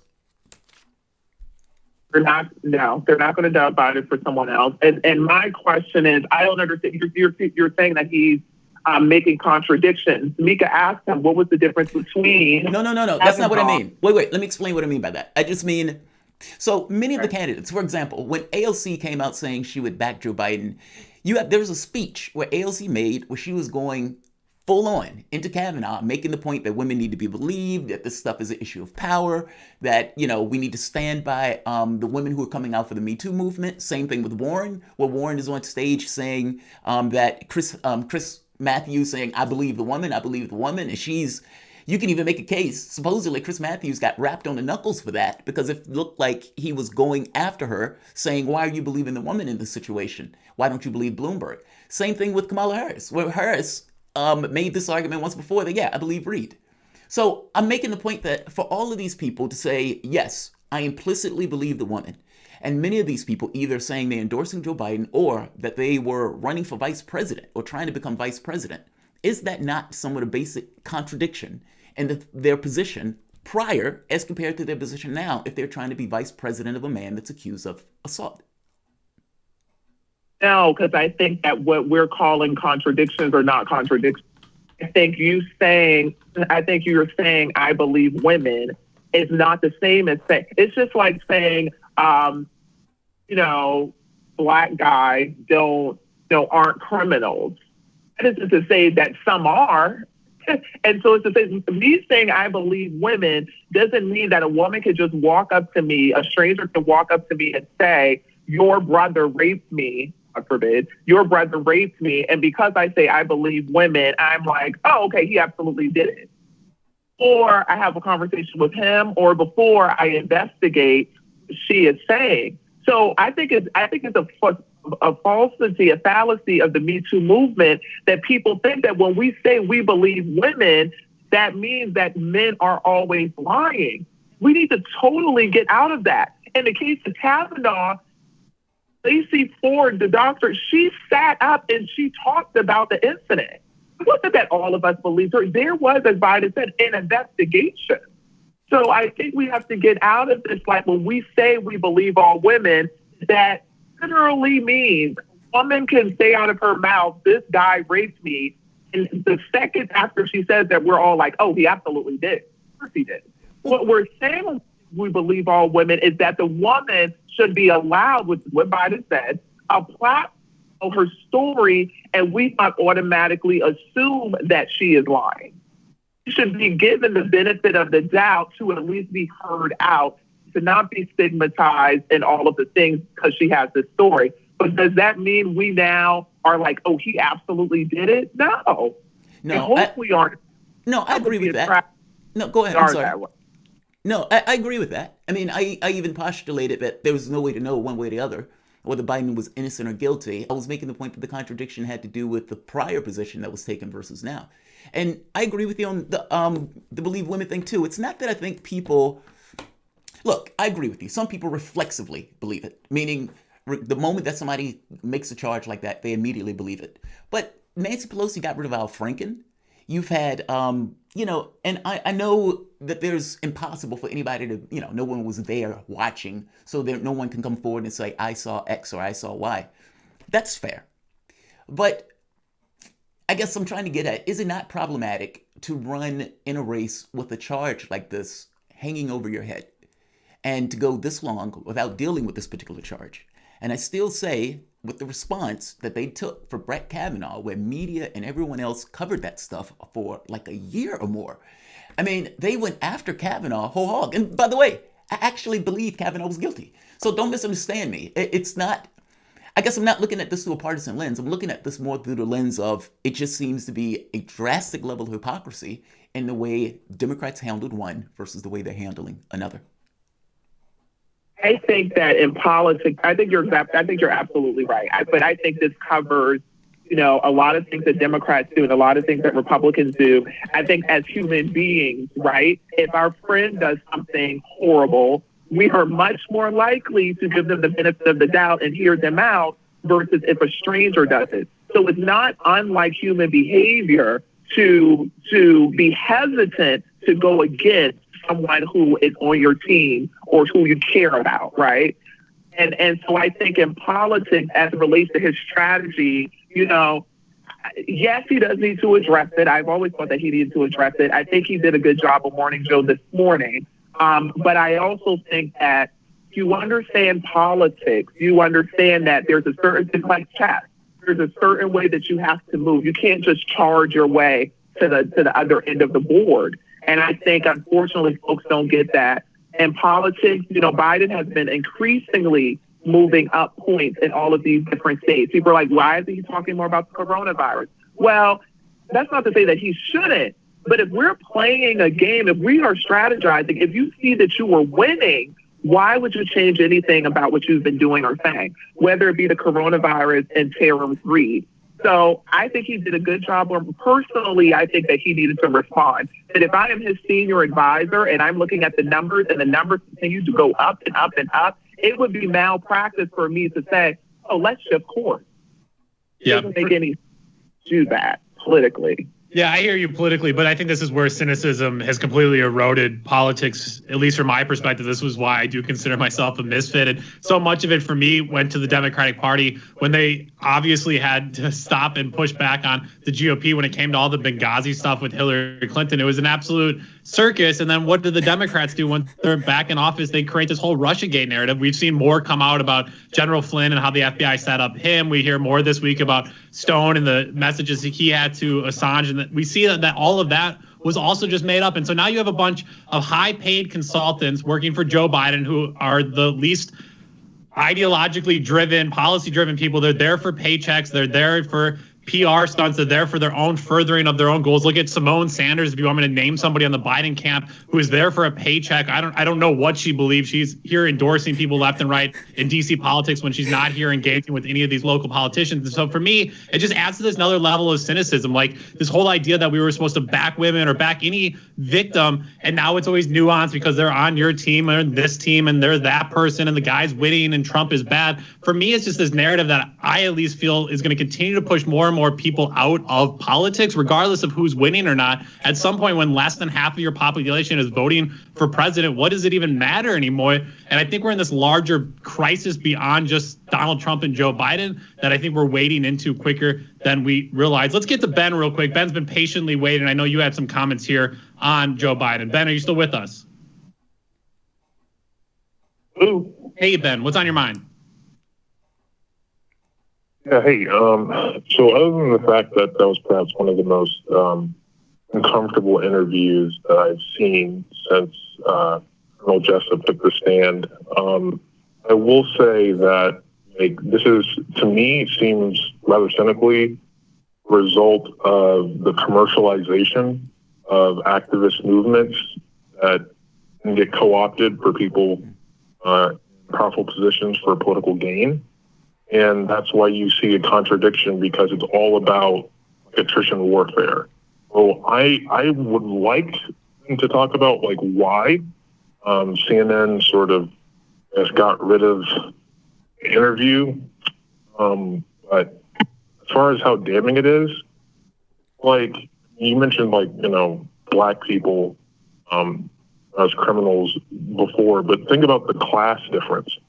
Like, chances are that the black teenager isn't going to have the same infrastructure in place to defend themselves as, say, you know, the vice president. So I kind of don't think that's a comparison, but that's just my opinion. Yeah. Thanks, Ben, for the call. Greatly appreciated. China, I mean, what do we make of this moving forward? He comes out on national television. He says this thing. Obviously, it's beyond limit of statute, so the police aren't going to investigate this. So was she heard? Biden was heard? Are we done with it? I mean, what's kind of the long-term consequences of it, and how does this move forward now? I think the long-term, so this is back to, you know, Jamal and I were talking about, there needs to be a serious conversation, and it won't be had because, you know, we have put politics into, we have not figured out the line, right, between politics and like everyday dealing with stuff, right? And I think that there needs to be a conversation that is, okay, when we say that we believe women, when we talk about patriarchy, we talk about white supremacy, when we talk about these things, what does that mean? Is there a blanket rule or are there exceptions to the rule? Which is what I think the criticism for Joe is, that, like that he's somehow being provided as an exception to the rule, right? And that's where the hypocrisy is. But I don't think that he's being the exception to the rule. I actually think he's saying, which is what I've been saying the entire time, yes, if a woman comes forward and says that someone molested her or assaulted her, I shouldn't automatically say, oh, because I know the guy, because the guy's my brother or my father or my friend, Bob, right? Because I know the person, there's no way he could have done it. No. But at the same time, you should not, no one should just be able to, as an African-American woman, my people have a history of going through this. No one should just be able to pop up and say, this person did something to me, I'll hang them from the cross. That's also not the way that things should go. And we have, African Americans have a horrible history of those assumptions being made in this country. So I can't be on board with believing all women means that she could just say whatever she wants to say, and then we're like, Joe Biden is guilty, and we should throw him out of the party. But that's a false. I mean, that's not fair. I mean, because I don't think Bob or I postulated that Joe Biden is guilty, kick him out of the party. I think our issue is one of a political issue. I mean, from a legal standpoint, the statute of limitations is passed. And so the issue for Biden is more so political.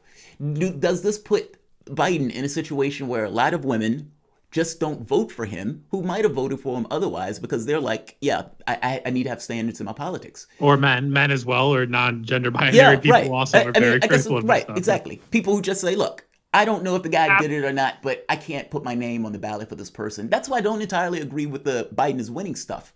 I mean, the campaign hasn't necessarily ratcheted up. When Clinton was running against Trump, in every swing state, Clinton was winning by like 10 points. She ends up losing all of those swing states.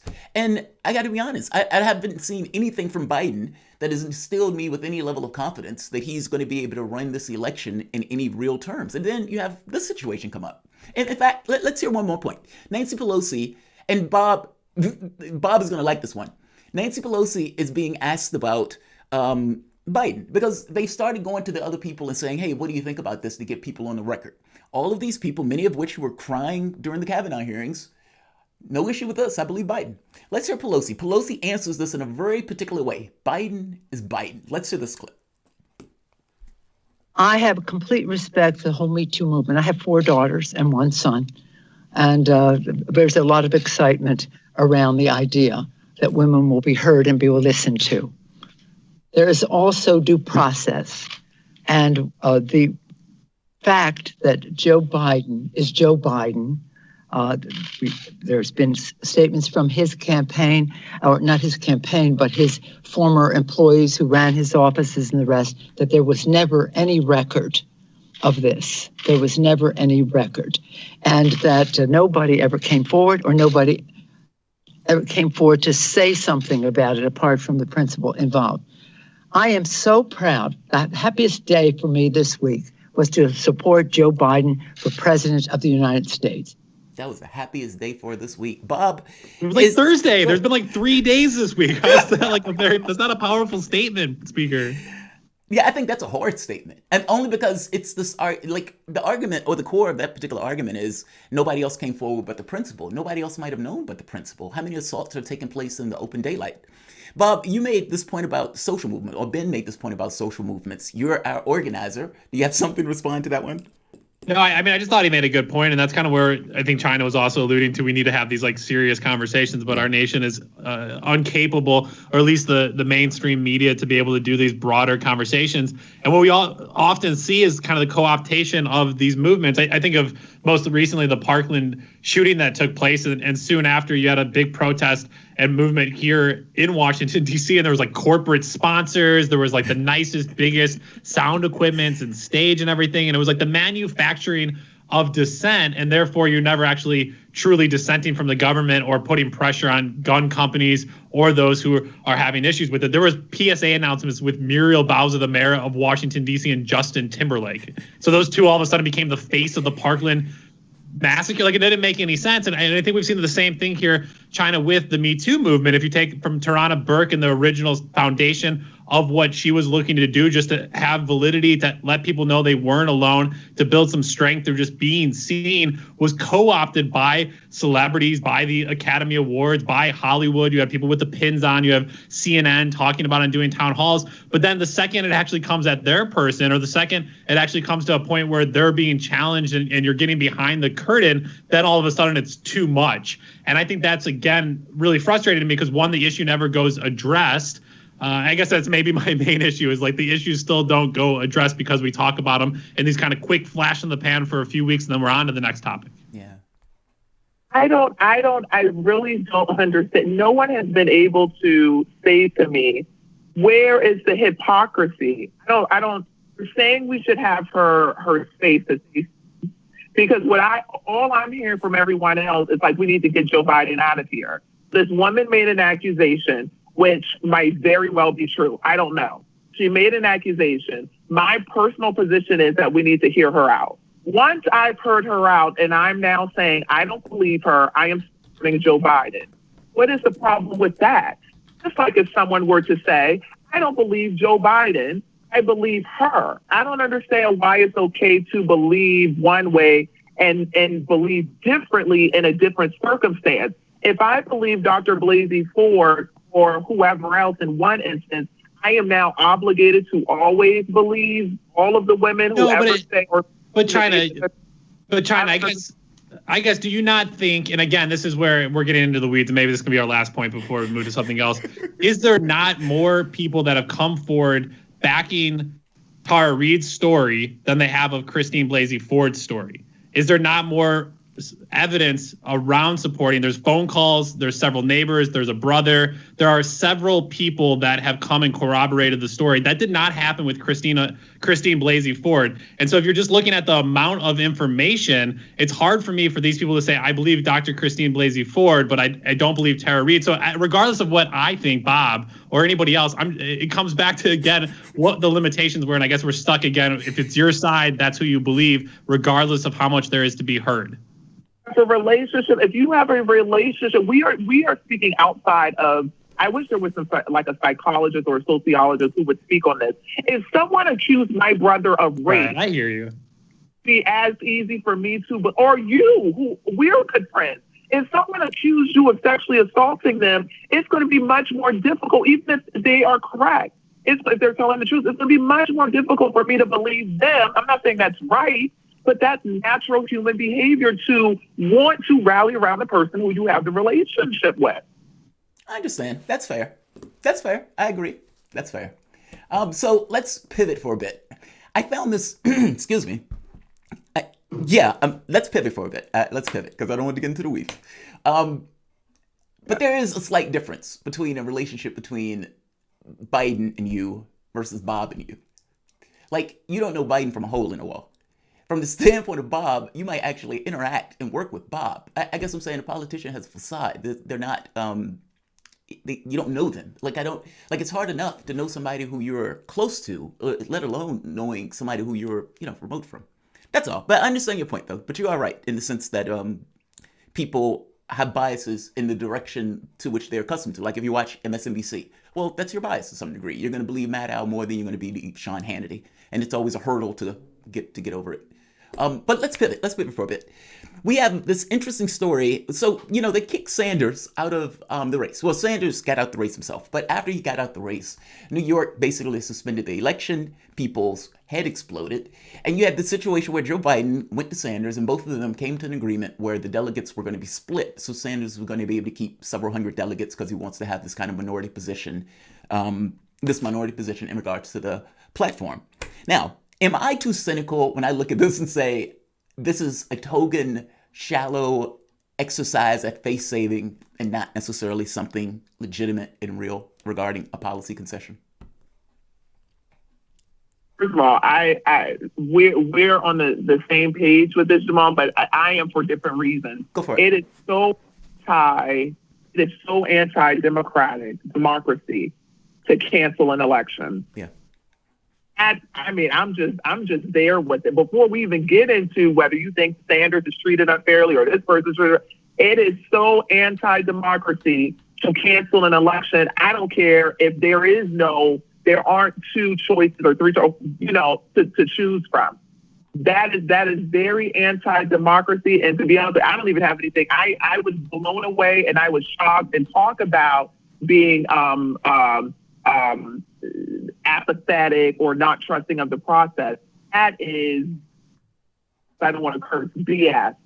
Cancel an election just on that level. That's where I am with it. Here's another question. Warren was having a conversation. She was being trolled yesterday.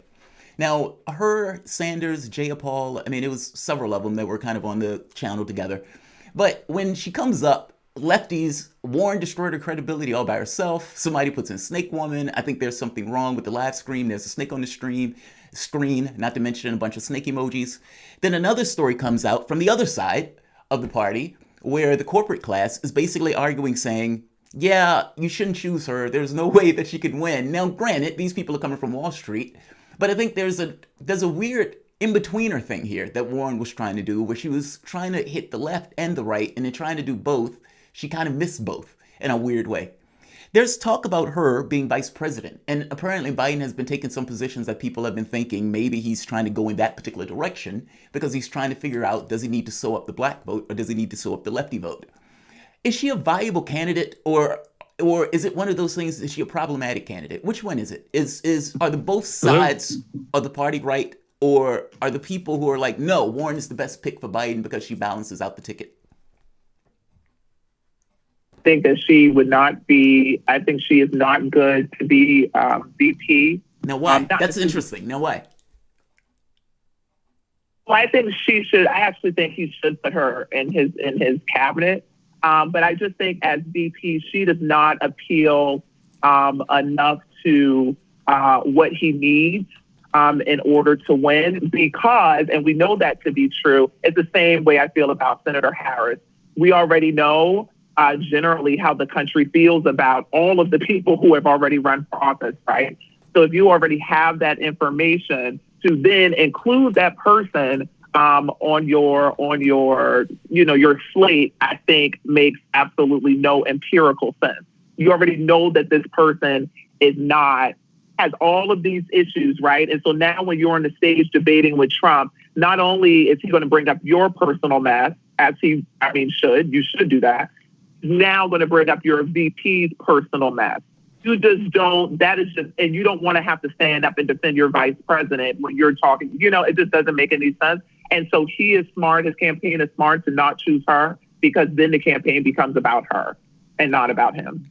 That's a fair point. That's actually a really fair point. See, my thought was slightly different. My thought was that Biden needed to shore up lefties, because a lot of bad blood was created in 2016 and in 2020 regarding how either lefties who are no longer in the party, or lefties who, I consider the politically abused a battered wife. But basically, the people who are in the party have a certain opposition to Joe Biden as a candidate. And my thought was he needed to show him up. But I wasn't sure if Warren worked for that because basically she pissed off a lot of people in the way that she ran that race. And it seems like the people that Biden needs are the people that she annoyed. So it's like, if she needs to balance out that ticket, I don't know if she's the person to do it. Who do you think balances out that ticket? We have about a minute before we take a break. But who do you think balances out? Tim Kaine. Is it Tim Kaine? You think Tim Kaine does it? Is it Tim Kaine, China? Tim Kaine? Oh, it needs to be a woman. It needs to be, and it's going to sound wrong, but it's actually, again, based on numbers and based on where we going. It needs to be a Midwestern-like white woman. Who are you thinking? Gretchen Whitmer. Whitmer, yeah. And I'm not saying I like any of these people. I am saying this based on the country needs to be a flyover state, Midwestern, that type of feeling. Maybe she's from the South. I don't know. But I'm saying it needs to be that feeling of someone I can have a beer with, right? That type of white woman is who I believe he needs. It definitely has to be a woman. Interesting. Very interesting. Fair enough. All right, we're going to take a quick break before we go back to the Come At Me Bro segment. Guys, in China, Dickerson, political strategist. We'll be right back.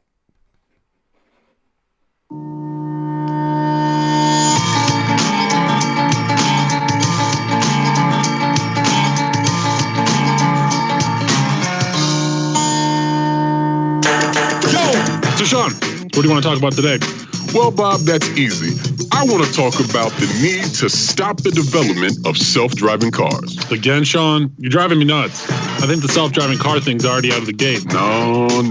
It's never too late. See, now the leading experts in the field, just pick one, whichever one, leading experts have repeatedly warned us about the dangers of artificial intelligence. Look, I'm telling you, man, we have to stop the robots by any means necessary. I see what you did there. Yep. Tune into our show By Any Means Necessary daily from 2 to 4 p.m. Eastern Time on Radio Sputnik. And don't forget to call in at 3:20 p.m. to our studio number 202-521-1320.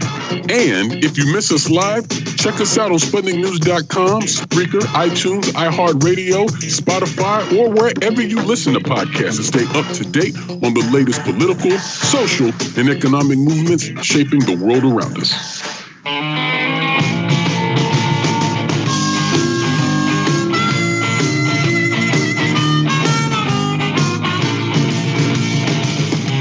Welcome back to Political Misfits on Radio Sputnik, where we bring you news, politics, and culture without the red and blue treatment.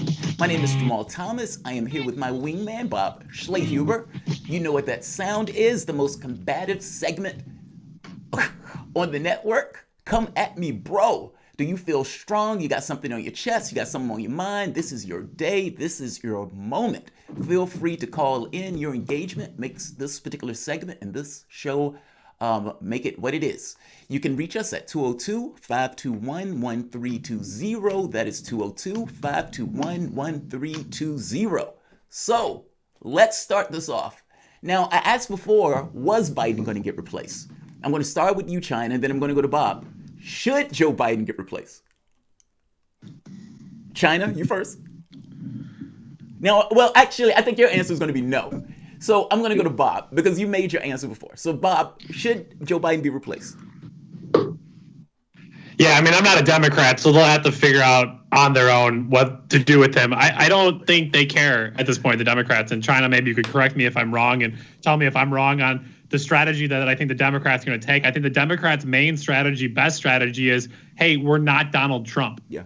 And then they're going to say, well, who do you have? They're going to say, no. Don't worry about it. Don't ask any questions. Don't ask for policy. Don't ask for the CV. Just we're not Donald Trump. I think that's the main message. I don't think they will. If I was advising them, I don't think they should. I don't know how you explain to tens of millions of Americans who rarely pay attention to politics as it is in general that somehow Joe Biden got replaced all of a sudden and what that means. I think it's just too messy for the party if they were to try to do that. And I don't know of anyone, and if they were to replace him, China, maybe that's my question for China. Hypothetically, Joe Biden tomorrow says, you know what, I did do it. who do the Democrats turn to replace Joe Biden? I obviously don't think it's Bernie Sanders, even though he has the most delegates. Maybe Elizabeth Warren, because she has delegates. My best next pick for them, Hillary Clinton. You think so? People keep saying she's China, in what the do you think? wings. No. You don't think For me, Clinton? if it's not Warren, for me, if I could pick, like if I had some sort of power in the Democratic Party where I could just say, oh, this is the nominee, instead of Joe Biden, it would be Elizabeth Warren. Interesting. Definitely. But you don't like her for VP, though. Then Hillary Clinton is way more polarizing than Elizabeth Warren. Oh, I agree with you. And I think she's more polarizing than even Biden. I mean, like, I agree with you on that front. So my thought is, but you're not realizing though. You have to get 63 million people, who many of which still, despite I know it sounds crazy, don't know who Elizabeth Warren is. In a matter of 5 months to somehow convince people, I just don't think she has the name recognition. So I mean, obviously, I think they're going to stay with Biden unless something wild happens. But China, why? If you go back to the importance of voting and the importance of elections, how do you not go with Bernie Sanders then? Because if Bernie Sanders was the next person who got the most votes, and you're going to skip over him, then why does it even matter to vote if he had the second most amount of votes? I think we may have lost China. Come back. Jamal, I mean, same point, Jamal. Yeah. How do you basically, and China can defend herself, but it seems like if you were to go with the next person, and that's why I don't think Sanders should have dropped out. That's why I don't think they can drop Biden. Like, I don't think Biden can ever be replaced. Because think of what happens. The moment that Biden gets replaced, what are Sanders supporters going to start screaming? We're number 2. We came in 2. And nobody else got as many delegates as we did. And so they're going to be screaming for Sanders to be put in place. Now, what happens the moment that you don't put Sanders in play? Whoever they put in play, that person is going to lose those votes. So you might get 75% of Sanders supporters that says, yes, I'll vote for Joe Biden. I'm terrified of Trump. I'll vote for Joe Biden. I'm an abused lefty, the political equivalent of a battered wife. That's who I am. Fair enough. I'm in gimp suit. And they'll go and they'll vote for Biden. But the moment that you change the dynamic where you pull Biden out of it, then you no longer have that affirmative justification or that affirmative argument that Biden won. And the moment that you lose that, what are those Bernie voters going to do? Like, so I think Biden, with all of his flaws, is the best that they can get, because I don't think anything else will be tenable. Not to mention, like I keep saying, I don't know how that looks for them to rip him out of that spot like that. I just don't see it. No, not at all. And I don't think they really care to. I think the Democrats, we've talked about this ad nauseum, that it was more about blocking Sanders from the win and then basically trying to hold on to the Congress and maybe potentially win the Senate. I feel like if the Democrats are able to take the Senate somehow because they're able to run a populist movement against Donald Trump, that would be a big win for them. So if they don't win the White House but can hold the Congress and win the Senate, I don't think it's a bad deal. China Dickerson, you're back with us here. Big question for you here. China Dickerson, the National Political Director for Ford Majority. Jamal has come to terms with the fact that Bernie Sanders is not going to be president, most likely not going to happen. And for the last few weeks, we've been telling everyone something that I've told people for quite a while now: leave the Democratic Party. Stop being Democrats. Stop working with them. Get out of the party and look elsewhere. China Dickerson, I know you're a big Democrat. Defend your party. I think with all things, this is how I think. I've been using this analogy lately. It's like your parents. They only know what they know. They don't know what they don't know. As you are a child, they do the best that they can. You become an adult, and I'm going to agree with you here, Bob. You become an adult, you have to decide, right? Like, you don't hate your parents because you understand they did what they could. Their intentions were always pure. And it's not like they didn't do anything great for you, right? You are the person that you are because of them and all of their mistakes. However, now you are an adult and you have to decide what you want to believe and how you move about in this country and how you treat people, right? And so I think the same of the Democratic Party. Is the Democratic Party great? No, and there's a whole lot of work that needs to be done. However, you feel like you have to choose a party, right? Democratic Party is it over Republicans. There's no argument that can be made. And if your position is, well, just don't be a part of any party, let's work on creating our own party, well, do that. You understand that come November 2020, that is not going to work right now. Right now, you have to decide. You deciding to be neutral or deciding to play a game where you're not even sitting at the table, who are in effect giving this country over to the people you are sure you don't like. I disagree. I do think there's an argument that can be made. In fact, I think the argument to be made to not vote for somebody like Joe Biden or not vote for the lowest common denominator is even more pressing than the one to vote for it. I mean, for the last 40 years, the argument of voting blue no matter who, regardless of who they put up, Bill Clinton destroys welfare, destroys or expands the criminal justice system, pushed through NAFTA. And there's no consequence for that. Bill Clinton looks at lefties and says, you guys have nowhere else to go and you got to fall in line. And year after year after year. And by looking at elections just as these kind of narrow individual things, as opposed to looking at elections over the course of time, you can miss the point that the country continues to slide to the right because there's no accountability in the political process. Meaning, at some point, you got to put a bar on the door. And when you don't put a bar on the door, you end up with ineffectual politicians, just like the politicians we have in office right now. I mean, consider what we've been looking at in regards to the Democratic Party dealing with the COVID-19 pandemic. You have a situation where there are, 30 million people who are out of a job. You have 4.8% contraction in the economy. The scientists are saying, don't come out the house. And yet, the government doesn't take action, be it Democrats or Republicans, to ensure that the population is made whole while they are out of work. Now, you could say that they're not in power. That's true, but Nancy Pelosi does have a House, and she could put up competing legislation. But the reality of it is, to the same degree that Republicans are pushed by their donor class, so are Democrats. And the last thing they want is to be able to put benefits out where those people stay out of work. They want to get those people back to work as soon as anybody else. But this kind of goes to my point. By not allowing standards and by not having a litmus test or an area where you are no longer willing to participate because it doesn't do anything for you, you allow them to continue to go further and further and further to the right. This is the one concentration camp less argument, where it's like, well, I'll vote for the guy who builds one concentration camp less. And then in 20 years, you realize, yeah, it's still one concentration camp less, but now both of them are building 20 additional concentration camps. What's the line? I mean, there has to be some line to tribal politics where you just say, okay, yeah, I can't vote for that. Or is there? I don't disagree with you. Here's the difference. For me, it is a timing thing. Let me put it this way. And I can say this because I'm an African-American woman. We had the Black Women for Elizabeth Warren, right? That group full of activists, African-American women who we all respect, including Bob, and you, Jamal. They all decided to go for Elizabeth Warren. They didn't decide to go for Senator Harris. They didn't decide to go for Cory Booker. And then now that Biden is the nominee, they're all saying, you need to support a Black woman as your VP. So my question always is, when we decide to do activism work, we decided to also do it when it most benefits us.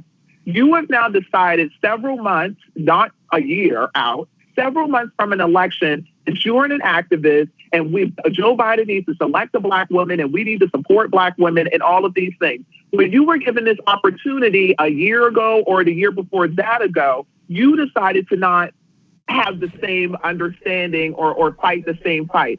So my only point of this is, I agree with everything y'all are saying. I just don't understand why we decide to have these conversations about shaking things up a few months from the election and don't keep that same energy so we can organize much prior to that. We can make demands of the Democrat Party and make sure that they treat us right before we have a nominee for president. But China in 2016, I can't tell you how many people in 2016 told me, they said, Bob, just come support Hillary Clinton. Let's get through the election. And then after the election, we got you. We'll do whatever progressive stuff, whatever lefty stuff. But right now is not the timing. Robert Wright. And so outside of what you're saying right now in regards to, I think you're talking about a different set of people that are pushing for the Kamala Harris. These people saying they care about the Black vote. They don't care about the Black vote. It's a bunch of white people feeling guilty about not voting for racial equity and how bad things still are in America. And that's why they're pushing that. So that's a different class of people. But the Democratic Party has constantly used that line. Right now is not the timing. Just wait your turn, wait your turn, wait your turn. Keith Ellison was told, wait your turn, we'll get to you one day. And eventually he realized, there's no waiting our turn. So I'm not sure this timing argument of like, oh, just wait for the right time necessarily works. No, Bob, I'm agreeing with you. When they tell you, Keith, listen, let's just use them as an example.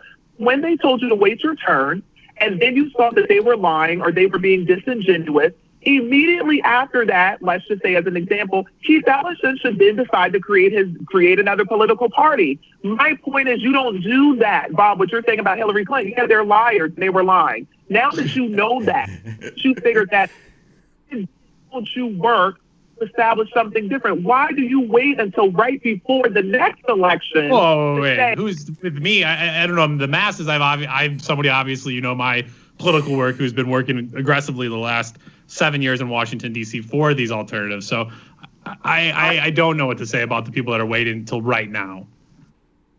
Not you. I'm talking about acts generally. I just gave a great example of almost 100 women who supported Elizabeth Warren and Kamala Harris and Cory Booker still in the race. They made that decision. Now, as Biden is the nominee, they're saying you must choose a black woman or you're garbage. Why 100 black women, was that not your position last year? That's what I'm saying. That's hypocrisy. That's all I'm saying. So we have to organize, not you, Bob. I'm saying generally, folks are tired of the Democrat Party. Each these decisions not a month or 2 or 3 prior to an election to talk about how Democrats are garbage. You need to make those decisions earlier on, and during, because now you're being I think that is disingenuous. Oh, now that we're playing the game, let's change the rules. Why, before we started the game and we said, does anyone have anything to say? Does anyone have any rules, or does anyone not understand the rules? Why not speak up then? You wait until we start the game to decide you don't like how it's played? That's not fair. And I hear you, China. It sounds like the Democratic Party's got a lot of disingenuous people amongst its ranks, some cynical people. I'm with you, China Dickerson. Obviously, China, thank you so much, as always, for the fantastic conversation. Absolutely. We love having you here on Political Misfits. China Dickerson, National Political Director for Forward Majority. China, where can people find more of your work online? Oh, you can go to, I'm at ChinaDickerson.com. That's easy. All one word. That's good branding for me. China Dickerson, thanks again for being with us. With that, we turn to our last break of the week, closing out the week with a few more stories. You're listening to Political Misfits on Radio Sputnik Live in D.C. We're back after this.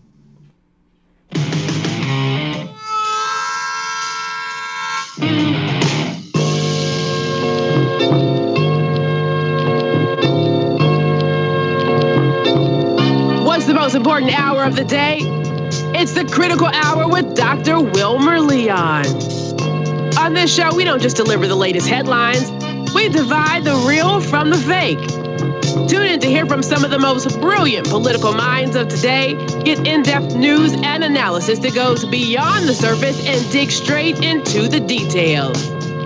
Set your clock to the Critical Hour for a news perspective unlike any of those other guys. Tune in to the Critical Hour with Dr. Wilmer Leon, weekdays 6 to 7 p.m. Eastern, and catch us on Facebook Live. You're listening to Radio Sputnik.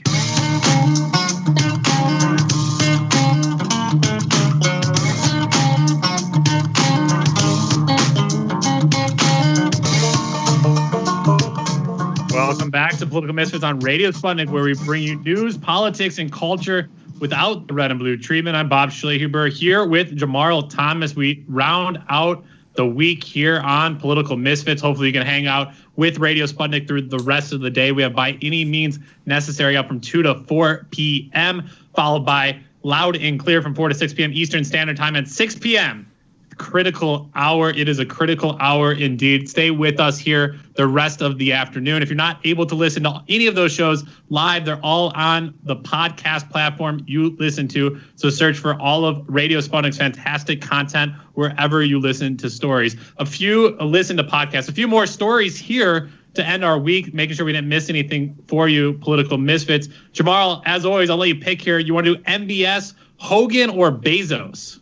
NBA. Let's do Hogan. Hogan was more fascinating to me. I thought this was profound. The state of Maryland. Yeah. Here you go. Larry Hogan is who I'm referencing, the governor of Maryland. The state of Maryland, get this, folks, is hiding the COVID-19 test it went to get from South Korea. They buy it from South Korea, and they send it to Maryland, and they have to get the state's police and National Guard to protect it. And you're saying, well, who are they protecting it from? The federal government. Repeat that, Bob. Wait. Repeat that. Just so they you got to say that again.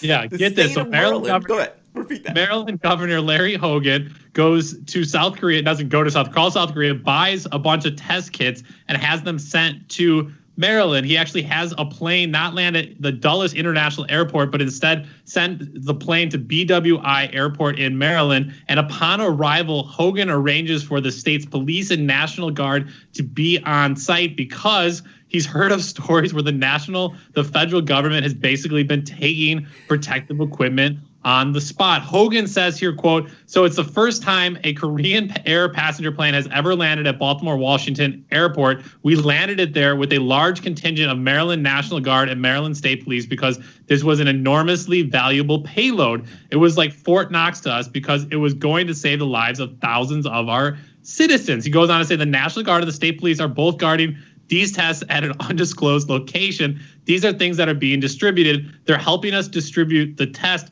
Jamar, let me point out that line there. Because it's going to save lives of thousands of our citizens, correct me if I'm wrong, those citizens are also citizens of the United States of America. So why is the federal government stealing tests from their own citizens? Isn't that weird? I was reading reports, I think this was a few weeks ago, where the tests came in. Like, you must understand, we have various hospital administrators that have been buying tests all over the world. In some cases, they didn't get the tests. Sometimes the tests were defective. But in this very specific case, you've had other cases where the federal government will come in with marshals and take the test kits. Like, will literally just walk out with them.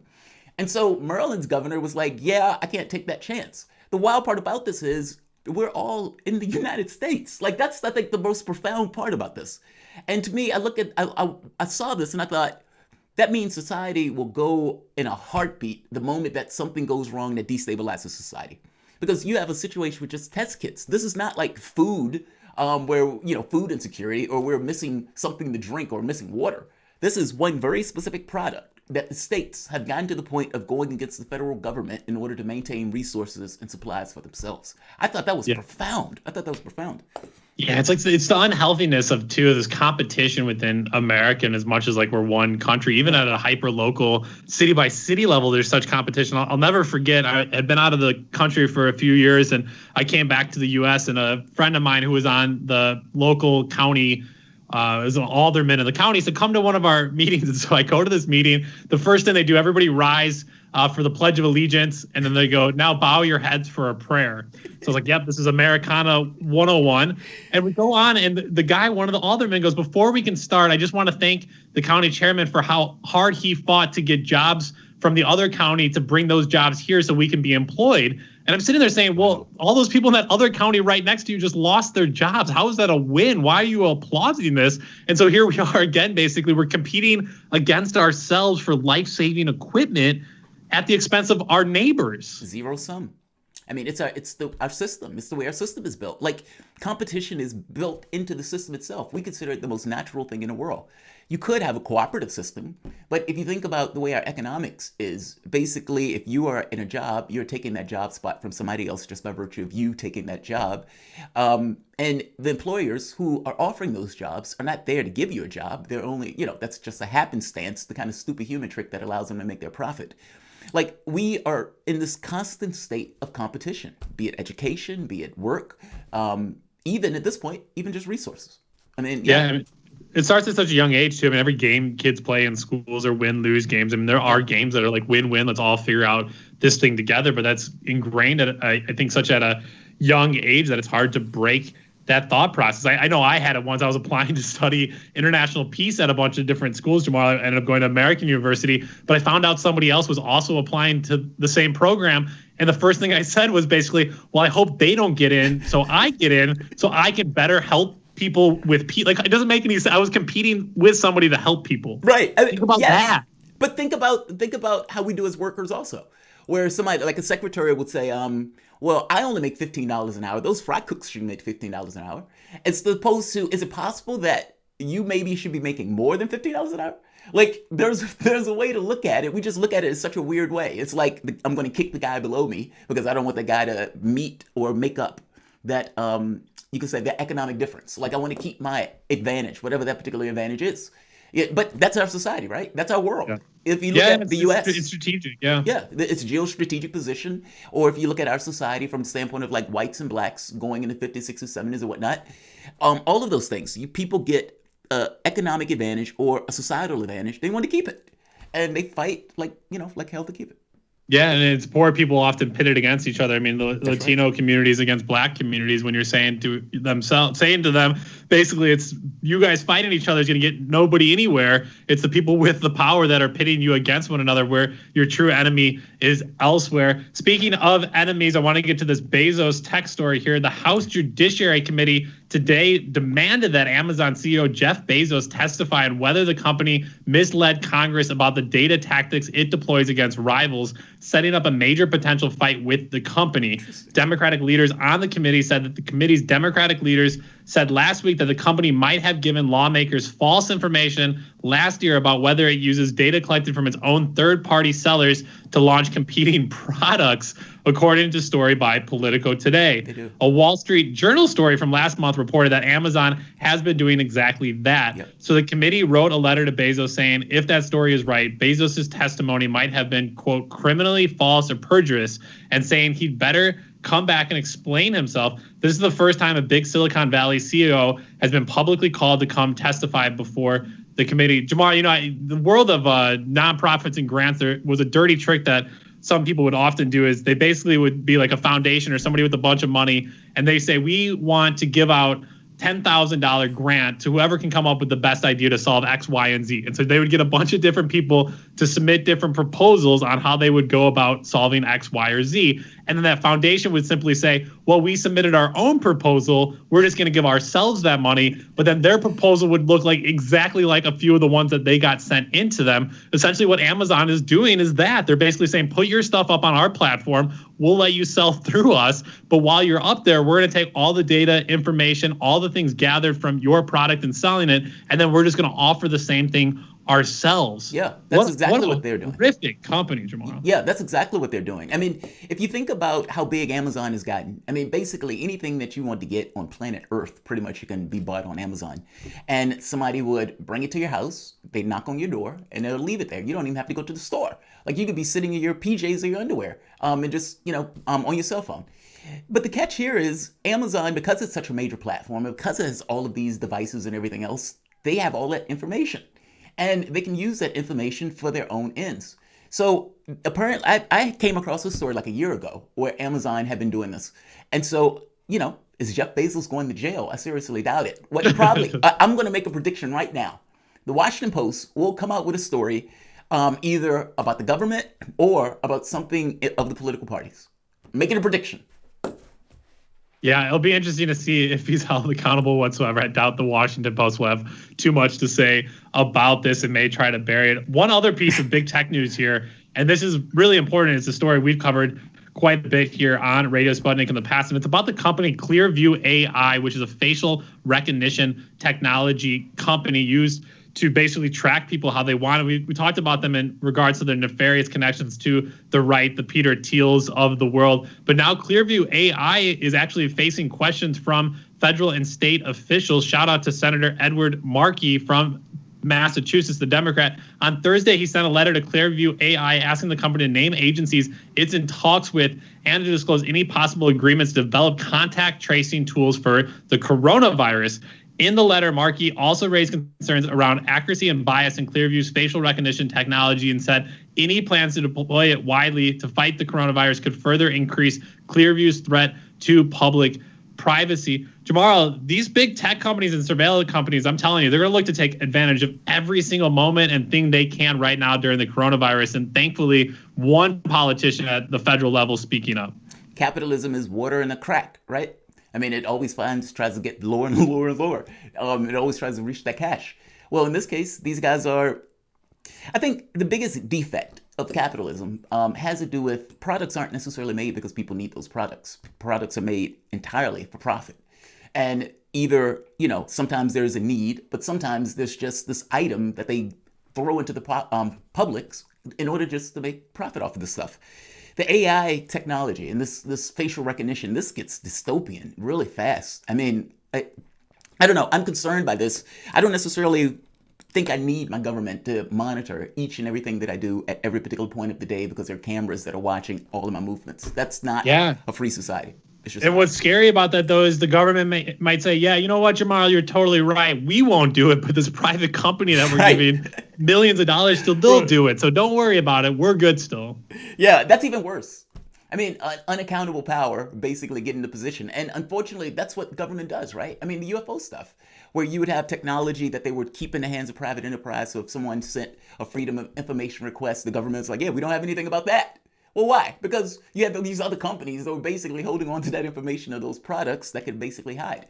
I wouldn't be shocked one iota if government allows private enterprise to hold on to certain information, but they always have the ability to go and get the information from that private company.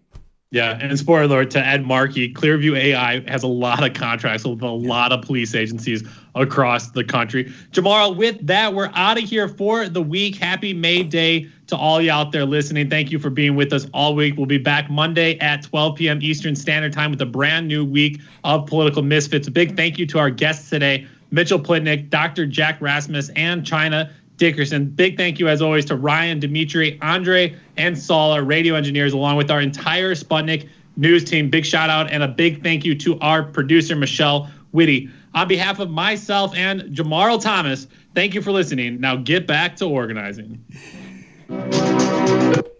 Guys, I want to thank you all for showing up as always. Let me read some of the comments. The comments were tripping me out. I didn't get a chance to mention them. All right, so the first one, or the one that I saw last. Why the fuck is Bernie Sanders rewarding Warren with public relations? That is a good question, right? That is a really good question. Now, what he's talking about is, at that live stream, Elizabeth Warren, Sanders, I think Jayapal, there was someone else, were basically, I think they were talking about the coronavirus response or the next stimulus or something. But in having that particular conversation, Warren was there. Now, my first thought was, what the hell is Warren doing here? Why is Warren doing here? And, you know, the fact that Warren is here gets across why you are so maligned and taken advantage of, because basically you incentivize your own being taken advantage of. You should have felt feelings about Warren. And the last thing you should be is anywhere near Warren in this situation. What she did in that race was atrocious. She ran and grifted votes and cash from the left and then turned around and didn't back the candidate that the left was supporting. So, yeah, Sanders, you know, clowns himself with doing stuff like that. I agree with you. It's you know, it's embarrassing. Razi Mike, this is gold. Thank you, Razi. I think that says Mike. Andrea Rosario, I'm sorry. Oh, Gabori? Andrea Rosario Gabori. Thank you. Guys, you will see me later on this evening. I'm going to try to have contributor appreciation today. I'm going to see if Mrs. Thomas is up for it. But either way, I'll see you in a few hours. Thanks all.